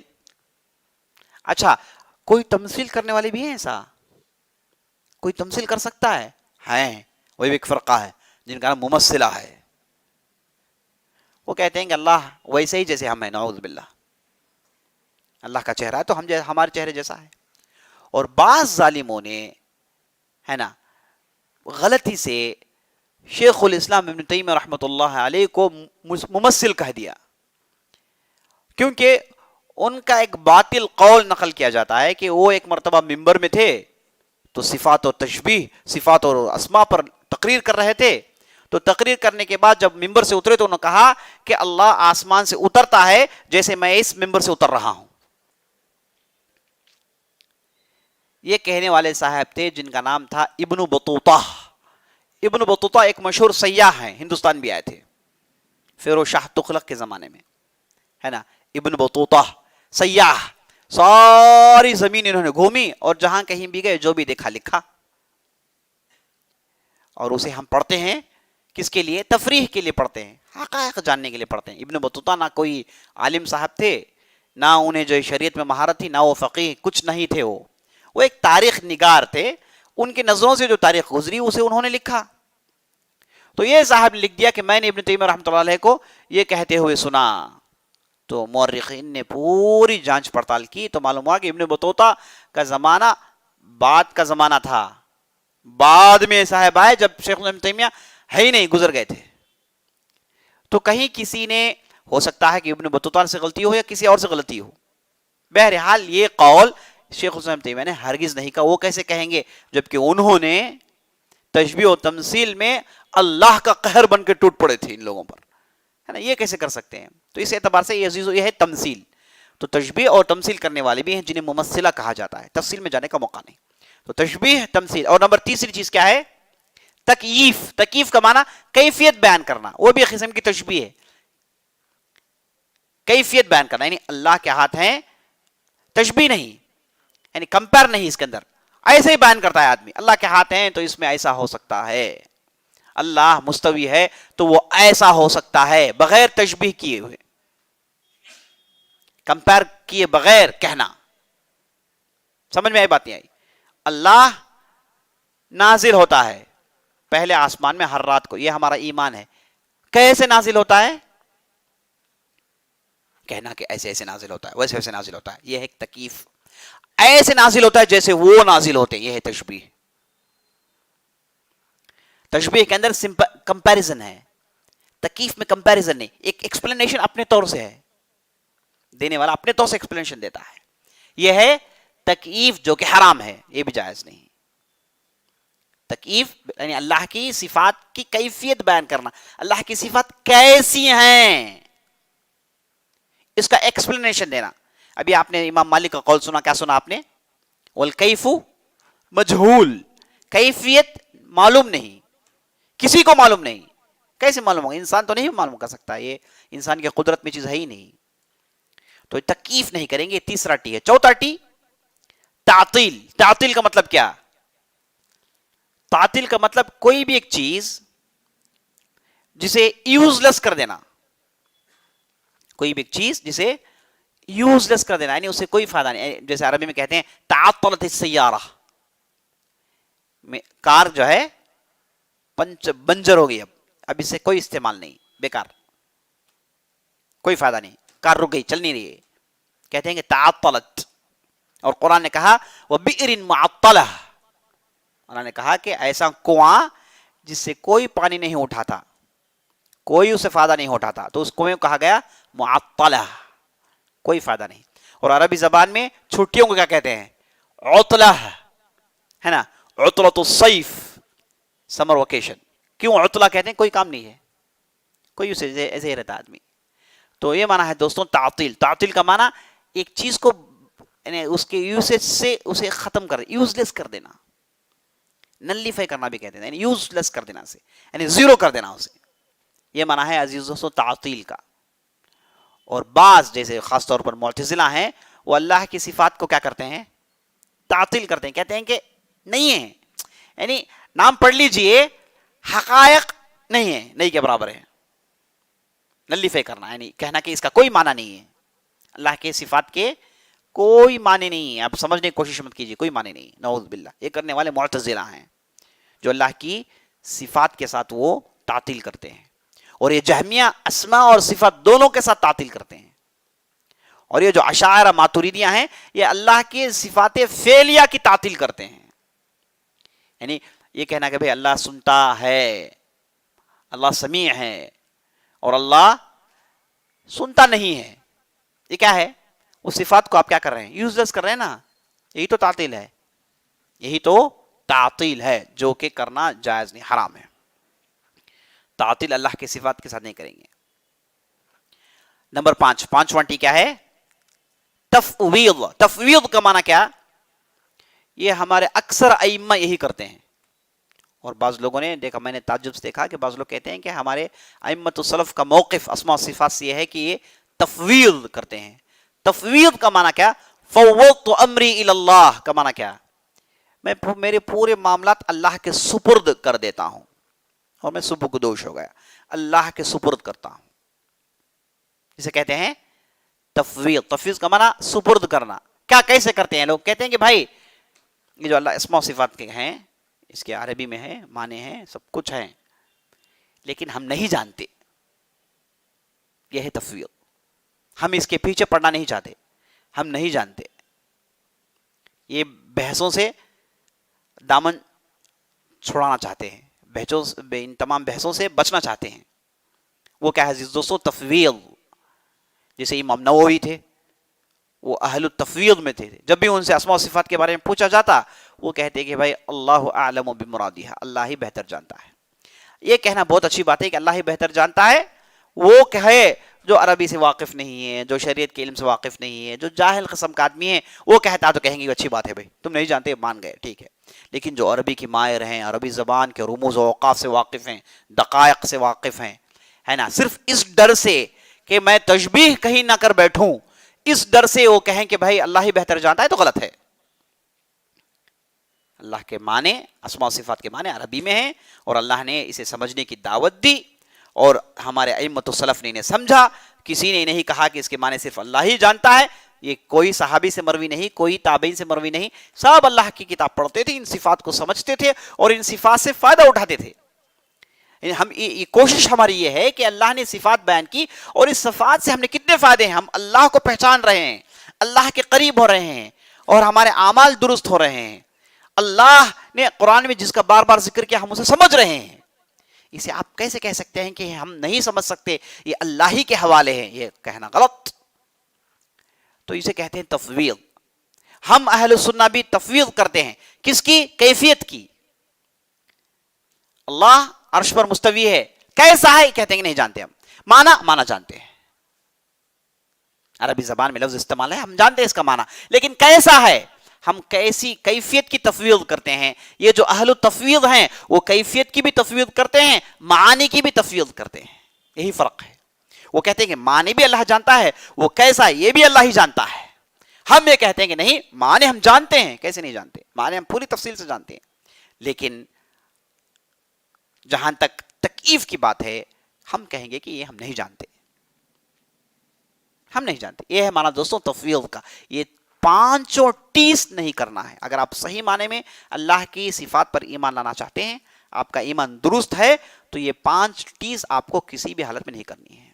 पहला क्या है, तशबीह, तमसील, तकयीफ, तातील, और उसके बाद तफवीद। ये 5 टी हम नहीं करेंगे। और जितने भी फिरके अस्मा और सिफात में भटके हैं, गुमराह हुए हैं, उन्होंने पांचों में से किसी एक को किया है, या फिर 2 को किया है, या फिर 3 को, पांचों का 5 भी किसी ने किया है। अच्छा, ये कहां से पैदा होता है, ये जो 5 टी जो हो रहे हैं, इसका आगाज कहां से होता है? इसका आगाज होता है अजीज दोस्तों 2 जरियों से, वो भी लिख लीजिए। एक है तावील और एक है तहरीफ, वो भी टीस है। एक है तावील और एक है تحریف. تعویل کا معنی کیا؟ تعویل کا ایک اچھا معنی ہے, تفسیر کا معنی بھی آتا ہے. امام طبری کی جو تفسیر ہے, مشہور تفسیر جنہیں ائمۃ المفسرین کہا جاتا ہے, وہ تفسیر ہے جس کو ہم بیس بنانا چاہیے, ہے نا. تفسیر طبری, امام طبری کی جو ہے تفسیر, انہوں نے اس کا نام رکھا جامع تأویلی آئی القرآن. تو یہاں پر تعویل سے مراد تفسیر ہے. تو تعویل کا ایک معنی تفسیر کا بھی آتا ہے, اور تعویل اور تفسیر میں فرق یہ ہے کہ تعویل بغیر دلیل کے کرے تو وہ تعویل, دلیل کے ساتھ کرے, مضبوط دلیل کے ساتھ, جیسی دلیل ہونے ویسی ہو, اس دلیل کے ساتھ کرے تو وہ ہے تفسیر. فرق ہے, ٹھیک ہے نا. تو تعویل کی وجہ سے, تعویل کا معنی کیا؟ قرآن کی آیتوں کو لیں اور ان الفاظ کو پڑھیں, اور اس کے بعد وہ الفاظ کا معنی ڈائیورٹ کر کے اپنے طور سے دیں, اپنے طور سے, جسے انگلش میں کہا جاتا ہے مس انٹرپریٹیشن, ہے نا, غلط انٹرپریٹیشن کرنا, اسے کہتے ہیں تعویل. یہ لمبی بحث ہے جس میں جانا چاہتا ہوں, مختصر جان لیجئے کہ تعویل کی وجہ سے ہی یہ دوسرے 5 ٹیز آغاز میں آتے ہیں. اور نمبر 2, تحریف نہ کریں. تحریف کا معنی کیا؟ جیسے یہود کرتے تھے, یحرفون الکلم عن مواضعہ. اللہ کہتا ہے کہ یہ یہود کی صفت کیا ہے کہ اللہ کے آیات میں تحریف کرتے ہیں. تحریف کا معنی کیا؟ لفظ کو بدلنا. اللہ نے کہا کہ بھائی قولوا حطہ نغفر لکم خطایاکم, تم کہو حطہ. حطہ کا معنی معاف کر دے یا رب العالمین, ہمارے گناہوں کو جھڑا دے, ہم تمہیں معاف کر دیتے ہیں. اللہ نے انہیں حکم دیا تھا حطہ کہو, تو انہوں نے کیا کیا؟ ہا تا کے درمیان انہوں نے ایک نون جوڑ دیا, انہوں نے کہا ہنتا. ہنتا کا مطلب گھیو. اللہ نے کہا کہ حطہ, تو انہوں نے ہنتا کہا. تو اسے کہتے ہیں تحریف, اسے کہتے ہیں تحریف. جیسے جو ہے صحابہ نبی صلی اللہ علیہ وسلم سے عام طور پر کہا کرتے تھے یا رسول اللہ راعینا, اے اللہ کے رسول ہمیں ہماری رعایت کیجیے, اللہ کے رسول ہماری رعایت کیجیے, ہے نا, ہمیں چھوٹ دیجیے, آپشن دیجیے. یہود کیا کہتے تھے؟ راعینا. راعی کا معنی کیا ہے؟ رعا یرعا سے اسم الفاعل راعی, راعن مضاف ہے تو یا واقع رہے گا. راعی کا مطلب چرواہا, نہ ہمارا چرواہا, ہے نا. الفاظ میں رد و بدل کرنا, اس میں ایڈیشن کرنا, اسی کو تحریف کہتے ہیں. تو صحابہ نبی صلی اللہ علیہ وسلم سے کہتے ہیں السلام علیکم, تو یہود کیا کہتے تھے؟ لام نکال دیتے تھے, نعوذ باللہ. السلام علیکم یعنی سام سے مطلب موت. تو الفاظ میں ہیرا پھیری, الفاظ میں رد و بدل, اسے کہتے ہیں تحریف. یہود یہ بہت زیادہ کرتے تھے, اور یہود کے نقش قدم پر چلنے والے باطل فرقوں نے, انہوں نے بھی بہت زیادہ تحریف کیا. استوا کو انہوں نے کیا کہا؟ ایک لام جوڑ دیا, کہا استولا. استوا کا معنی کیا؟ استولا. استولا کا معنی کیا؟ آکوپے کرنا. استولا کا معنی کیا؟ جب ہم آکوپے کرنے کا کیا معنی؟ اس سے پہلے کوئی تھا ادھر, آپ نے اسے بھگایا اور آپ نے قابو پا لیا اس پر, یہ معنی آتا ہے استولا کا. جبکہ اللہ نے ایسا کیا نہیں. اللہ کے عرش میں کون ہو سکتا ہے اس سے پہلے جسے اللہ نے ہٹا کے اللہ نے اپنی جگہ بنائی؟ نعوذ باللہ, نعوذ باللہ. معتزلہ کہتے ہیں کہ استوا کا معنی استولا. دیکھیے تحریف, لام جوڑ دیے, تو اسے کہتے ہیں عزیز دوستوں تحریف. یہ تعویل و تحریف کی وجہ سے یہ جو 5 ٹیز ہیں یہ پیدا ہوتے ہیں. تو یہ چیز ہم کو نہیں کرنی ہے. تو یہاں پر ہماری بات رکتی ہے. یہاں پر ہماری بات اسماء و صفات کے تعلق سے انشاءاللہ تفصیل آپ کے سامنے آ گئی, اور یہ ایک مستقل سبجیکٹ ہے نا. یہ میں نے آپ کو کٹ شارٹ کر کے عام فہم بنا کے بتایا, ورنہ یہ بہت ہی علمی مسئلہ ہوتا ہے. شیخ الاسلام تیمیہ نے بہت ساری کتابیں لکھی یہی موضوع پر. شیخ الاسلام تیمیہ کی 3 کتابیں, ایک ہے العقیدہ الواسطیہ, ایک ہے العقیدہ حمویہ, ایک ہے العقیدہ تدموریہ. یہ تینوں کتابیں شیخ الاسلام تیمیہ نے اسی موضوع کو واضح کرنے کے لیے لکھا ہے. بہت ہی اہم کتابیں, اور پوری کی پوری عربی میں ہیں. ترجمہ کریں گے تو اس کی روح ختم ہو جائے گی. ان کتابوں کو عربی میں پڑھنی چاہیے, اور وہ جس انداز سے بیان کرتے ہیں اس انداز کو سمجھنا چاہیے. اور اس میں جو تدموریہ ہے جسے انہوں نے اپنے زندگی کے آخری حصے میں لکھا, تو اس میں انہوں نے قواعد بیان کیا, 7 قاعدے بیان کیے, کیونکہ ان لوگوں سے انہوں نے خوب بحثیں کی, خوب لکھا, اور آخری زمانے میں کہا کہ بھائی دیکھیے ان قاعدوں کو آپ جان لیجئے, معاملہ ختم. تو تدموریہ ایک بہت ہی اہم کتاب ہے اس تعلق سے. تو بہرحال یہاں پر ہماری گفتگو اسماء و صفات کی ختم ہوتی ہے. ہم اللہ سے دعا کرتے ہیں ہم نے جو بھی کہا جو بھی سنا اس کے مطابق عمل کرنے کی توفیق بخشے, ہمیں سمجھ دے, دینی فہم دے. ھذا باللہ توفیق وصلی اللہ علی نبینا محمد وعلی آلہ وصحبہ اجمعین. معافی چاہتا ہوں, ایک 15 منٹ 20 منٹ میں نے آپ سے لے لیا ہے تاکہ کل ہم ایک نیا موضوع شروع کر پائیں انشاءاللہ. موضوع کے متعلق کوئی سوال ہے تو کر سکتے ہیں, بہت سارے ہیں.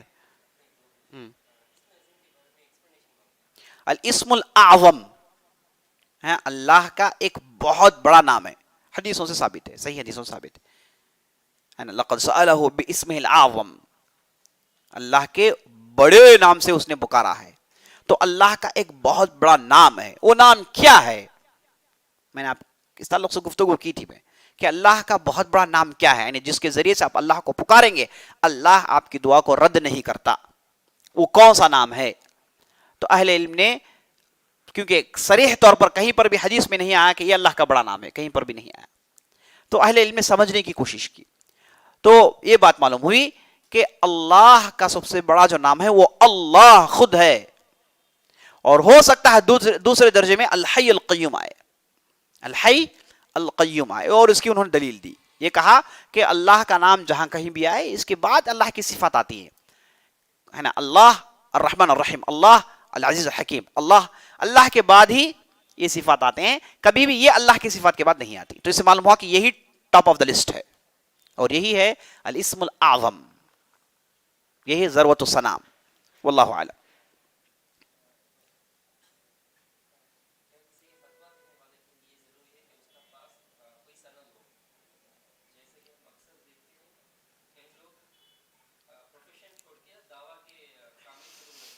بہت ہی اچھا سوال.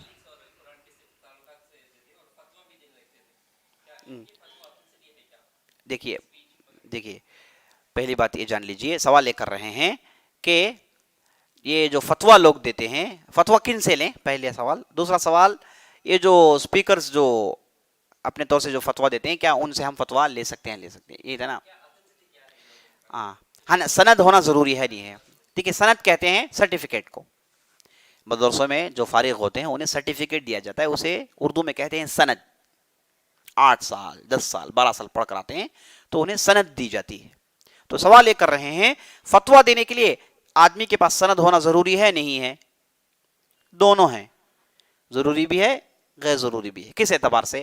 غیر ضروری اس اعتبار سے ہے اگر کوئی آدمی علم کو صحیح انداز سے اہل علم کے پاس اس نے سیکھا, اس نے اصول پڑھی, اصول الدین پڑھا, اصول الفقہ پڑھا, اصول الحدیث پڑھا, عربی زبان پڑھا, اور اس کے بعد اس نے تفسیر, فقہ, حدیث, ان چیزوں کی تعلیمات باقاعدہ لی اور ایک معتبر علماء کے پاس لی, مستندر علماء کے پاس لی, ہے نا, اور اس کے اندر وہ فقہ سمجھنے کی اہلیت ہے. تو ایسے آدمی کے پاس اگر سند ہو تو نور علی نور, یہ آدمی کیا کر سکتا ہے؟ فتویٰ دے سکتا ہے. لیکن یہ اس بات پر ابھی آتا ہوں. دوسری بات, ایک صاحب کے پاس سند ہے لیکن پیٹ چیرے تو الف نہیں ہے نا. 8 سال 10 سال صاحب نے موج مستی میں گزارے, نہ انہوں نے درس تو اٹینڈ کیا لیکن کوئی چیز ہضم نہیں ہوئی, بد ہضم ہو گئی, ہے نا. ایسا آدمی یہ فتوے کا قابل نہیں ہے. جو علم پڑھے اور اچھے انداز سے پڑھے, علم کو گہرائی کے ساتھ پڑھے, معتبر ذریعوں سے پڑھے, تو یہ آدمی کیا کر سکتا ہے؟ فتویٰ دے سکتا ہے. لیکن فتویٰ دینے کے لیے آدمی یہ تمام چیزیں پڑھنے کے باوجود فتویٰ ایک الگ مستقل چیز ہے, اسے باقاعدہ وہ مفتین کے پاس بیٹھ کر سیکھتا ہے. البتہ ہم جیسے لوگ, ہمارا کام فتویٰ دینا نہیں ہے, ہمارا کام ناقل الفتویٰ کی ہے. ہم فتوے کا نقل کرتے ہیں, ہم کہتے ہیں کہ بھائی یہ مسئلے کا یہ حکم ہے اور یہ فتویٰ فلان نے دیا ہے. تو جو طالب علم ہے, جو علم سیکھتے ہیں, علم سکھاتے ہیں, یہ جنہیں طالب علم کہا جاتا ہے, یہ ناقل الفتویٰ ہو سکتے ہیں, فتوے کا نقل کر سکتے ہیں, ادھر سے فتویٰ ادھر سنا سکتے ہیں. اور ان کی ذمہ داری ہے کہ جانے کے صحیح فتویٰ تو سنا رہے ہیں, صحیح ذریعے سے سنا رہے ہیں, دلیل تو دے رہے ہیں. یہ کون کر سکتا ہے؟ علم سیکھنے والا, سکھانے والا ہی کر سکتا ہے, جنرل پبلک تو نہیں کر سکتی. تو یہ جو ہمارے معاشرے میں جو سپیکر سر اٹھا رہے ہیں, نہ یہ ناقل پہلے تو مفتی تو کوسوں دور کی بات ہے, ناقل الفتویٰ کا بھی حق نہیں ہے, ناقل الفتویٰ کی بھی اہلیت نہیں، کیونکہ ناقل الفتویٰ کے لیے بھی طالب علم ہونا شرط ہے، اس کی بھی اپنے پاس اہلیت نہیں رکھتے۔ تو اس اعتبار سے جو فتویٰ لیتے ہیں یا تو پھر وہ مفتی سے لیں یا پھر ناقل الفتویٰ سے لیں، اور ناقل الفتویٰ سے لیتے ہیں تو دلائل کی روشنی میں لیں۔ اگر آپ کو یہ باتیں سمجھ میں نہیں آتی، مختصر میں بتا دیتا ہوں۔ اگر آپ نے کسی ایک معتبر عالم کو دیکھا، کسی مدرسے سے فارغ ہیں یا پھر کسی معتبر علماء سے پڑھے ہیں، باقاعدہ ان کی تعلیم ہوئی ہے، یہ ضروری ہے، باقاعدہ وہ پڑھے ہوں، اصول دین پڑھے ہوں، یہ بہت ضروری ہے۔ کیونکہ ہم کہیں گے مدرسے سے فارغ ہو قید لگائیں گے تو اس میں بہت سارے علماء نکل جائیں گے، شیخ بن باز نکل جائیں گے، شیخ ابن عثیمین نکل جائیں گے، البانی نکل جائیں گے، یعنی ایک کوئی کسی مدرسے سے فارغ نہیں ہے، بلکہ یہ وہ لوگ ہیں جو باقاعدہ اصول انہوں نے پڑھا ہے، دینی اصول انہوں نے پڑھا ہے، اور وہ اصول کے اعتبار سے یہ فتویٰ دیتے ہیں، تو ان سے فتویٰ لیا جا سکتا ہے۔ تو آپ کا کام یہ ہے کسی سے بھی فتویٰ پوچھنے سے پہلے دیکھیں کہ یہ معتبر دین پڑھے ہیں کہ نہیں پڑھے ہیں۔ آپ کیسے پہچانیں گے؟ دو چیزوں کو آپ کو دیکھنا ہے، ایک ہے ان کے پاس علم دیکھیں، اور دوسرا ان کے پاس تقویٰ۔ علم کیسے دیکھیں گے؟ دیکھیں کہ وہ ہر چیز کی دلیل دیتے ہیں کہ نہیں دیتے ہیں، ان کے پاس قرآن حدیث سے دلیل ہے کہ نہیں ہے۔ اگر کسی بھی چیز میں دلیل نہیں ہے تو کیا پھر یہ قول صحابی ہے، پھر کسی عالم کا قول نقل کر رہے ہیں جو پہلے سے معتبر ہیں، یہ دیکھنا چاہیے علم۔ اور نمبر دو تقویٰ، یہ جو کہتے ہیں اس پر عمل کرتے ہیں کہ نہیں کرتے ہیں، یہ جاننا ضروری ہے نا۔ یہ بعض لوگ ایسے ہیں جو جانتے ہیں لیکن عمل میں کورے ہیں، ایسے کتنے لوگ ہیں جن کے چہرے میں داڑھی نہیں ہے، پنجگانے نماز کے پابند نہیں ہے، حرام و حلال کی جو ہے ان کے اندر تمیز نہیں ہے، تو پھر ایسے آدمی سے فتویٰ نہیں لے سکتے۔ تو فتویٰ لینے کے لیے دو کنڈیشن، ایک علم اور دوسرا تقویٰ، ظاہری طور پر یہ دو آپ دیکھیں، اور ایسے آدمی سے آپ اپنے دین کے معلومات جمع کر سکتے ہیں۔ البتہ جو خطبہ اور اس کے بعد یہ جو سپیکرز ہیں، قصاص ہیں، وعاظ ہیں، ان سے فتویٰ مانگنا غلط ہے، ان کی غلطی نہیں ہے، آپ مانگنا غلط ہے نا۔ آپ جب مانگ رہے ہیں یہ غلطی ہے، یہاں غلطی ہو رہی ہے۔ جب آپ مانگتے ہیں تو وہ پھر ڈائلاما میں آ جاتے ہیں کہ دینا ہے نہیں دینا ہے، بولنا ہے نہیں بولنا ہے، تو اس لیے ایسے لوگوں کے پاس مانگنا غلط ہے۔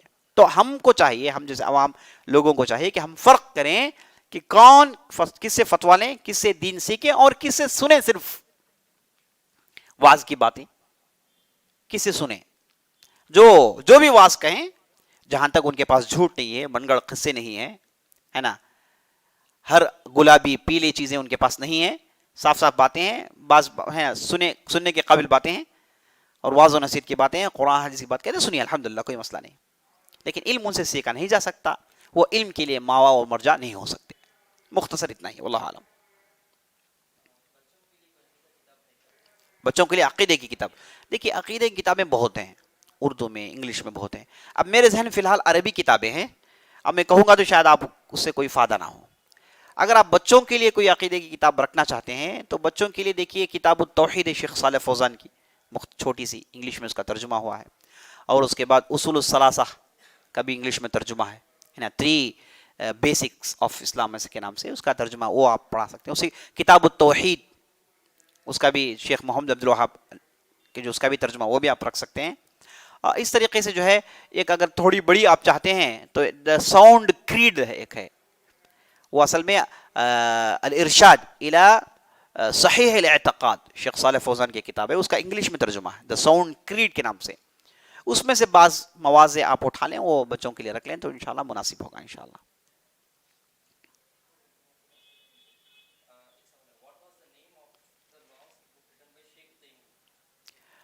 شیخ ابن عثیمین کی آخری کتاب کیا ہے واللہ عالم، یہ تو میں نہیں جانتا۔ البتہ شیخ ابن عثیمین کی بہت ساری کتابیں، عقیدے میں، فقہ میں بہت ساری کتابیں، ان کے ایک مستقل ان کی ایک لائبریری ہے نا وہ، اور بہت ساری ان کی کتابیں دروس سے نکالی گئی، دروس ایسے دروس دیتے تھے اور ان کے طلبہ ان چیزوں کو لکھتے تھے، اور بعد میں کتاب کی شکل میں چھپ کر منظر عام میں آئی۔ ان کی اکثر کتابیں ایسی ہی ہیں، وہ خود جو لکھے ہیں بہت کم لکھے ہیں، واللہ عالم۔ اس اعتبار سے آخری ان کی کون سی کتاب ہے واللہ عالم، میں نہیں جانتا۔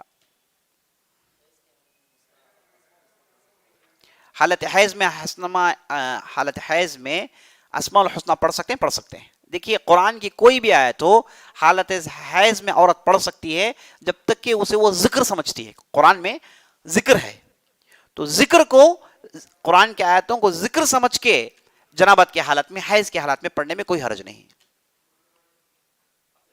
واللہ عالم۔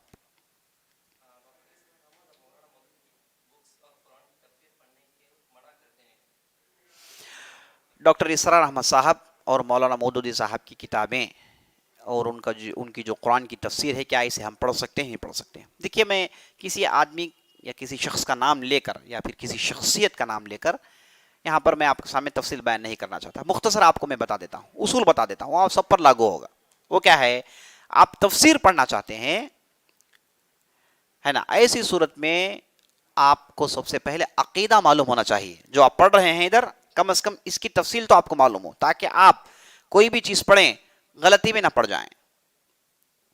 تو ان دونوں کی تفسیر میں تصوف کی باتیں اور اس کے بعد اشعریہ عقیدہ اور منہج کے خلاف بعض باتیں موجود ہیں۔ تو اس اعتبار سے میں آپ کو یہ نصیحت نہیں کروں گا کہ آپ ڈائریکٹ ان چیزوں کو پڑھیں۔ البتہ آپ عقیدہ پڑھ چکے ہیں، آپ کے اندر وہ اہلیت پیدا ہو گئی جس کے ذریعے سے آپ جان سکتے ہیں کہ ان کی لغزش کہاں ہوئی، کہاں ان سے غلطی ہوئی اور کہاں یہ درست ہیں۔ یہ آپ پرکھنے کی قابلیت آپ کے اندر ہے تو ہم کہیں گے کوئی حرج نہیں، آپ پڑھ سکتے ہیں۔ لیکن جب تک آپ کے اندر پرکھنے کی قابلیت نہیں ہے، آپ پرہیز کرنا ہی بہتر ہے، اعراض کرنا ہی بہتر ہے۔ لیکن اس کا مطلب نہیں کہ ہم ان علماء کے حق میں ہم، ہے نا، طعن و تشنیع کرتے ہیں، یہ ہمارا مقصد نہیں ہے۔ جو بھی اسلامی عالم ہو، جس نے بھی اخلاص کے ساتھ کام کیا، ہم اس کے حق میں دعا کریں گے، یہی ہم نے اصول سیکھے ہمارے اساتذہ سے۔ لیکن غلطی کی نشاندہی ہوگی ضرور جہاں غلطیاں ہوئی ہیں، کیونکہ یہ دین سب کا ہے، کسی کا ورثہ نہیں ہے نا۔ تو جہاں کہیں بھی غلطیاں ہوئی، غلطیوں کی نشاندہی ہوگی، ضرور ہوگی۔ البتہ ان کی نیت میں ہم کلام نہیں کر سکتے، ان کے فلاں چیز میں کلام نہیں کر سکتے، اور ان کی جو پیشکش ہے، علمی پیشکش ہے، اس پہ بھی ہم کڑی نظر رکھیں گے۔ اور جہاں جو چیزیں ٹکراتی ہیں منہج السلف کے ساتھ، عقیدے کی بنیادوں کے ساتھ، ہم ان چیزوں کو رد کر دیں گے۔ اس کا مطلب یہ نہیں کہ یہ لوگ نعوذ باللہ یہ جہنم جائیں گے، یہ ہماری ذمہ داری ہے ہی نہیں، جہنم ہمارا تھا ہی نہیں، جہنم ہمارا ہے نہیں، جنت ہمارا ہے، یہ تو اللہ کا ہے، اللہ جسے چاہے اس میں داخل کرے گا۔ اور اللہ سبحانہ و تعالی اگر کسی کی نیت صاف ہے، اس سے عقیدے کی غلطی ہو گئی، جانتے بوجھتے اسے غلطی نہیں ہوئی، اسے غلطی ہو گئی تو اللہ معاف کرے گا۔ اللہ سبحانہ و تعالی معاف کرنے پر قادر ہے، واللہ اعلم۔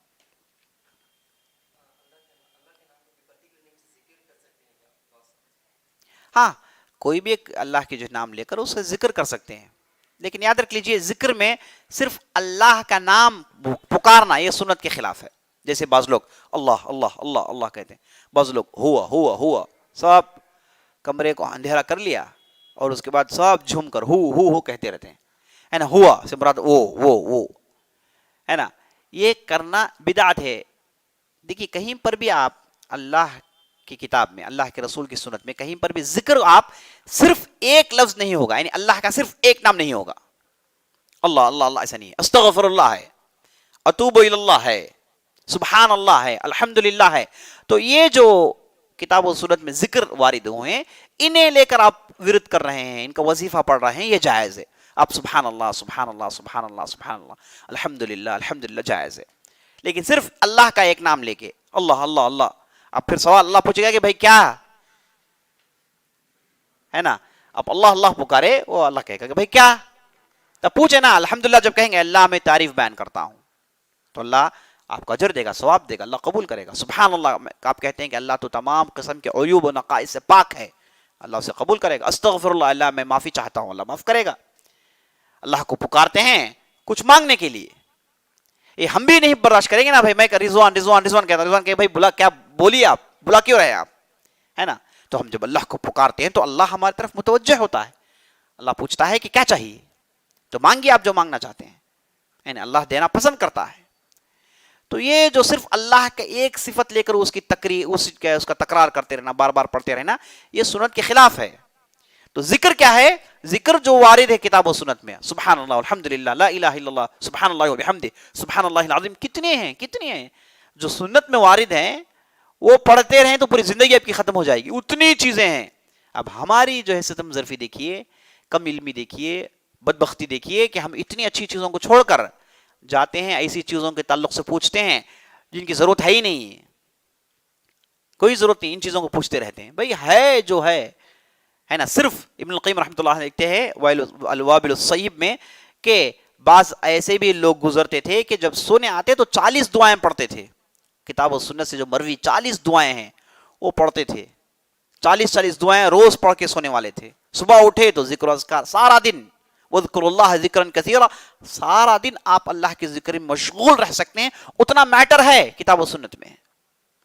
لیکن ہمارے لوگ اس طرف نہ پلٹ کر دیکھتے ہیں نہ پڑھتے ہیں. انہیں تو خواہش وہی ہوتی ہے کہ جو ایک نیا ہو، ہے نا. نعوذ باللہ، اللہ ان چیزوں سے ہم بچائے.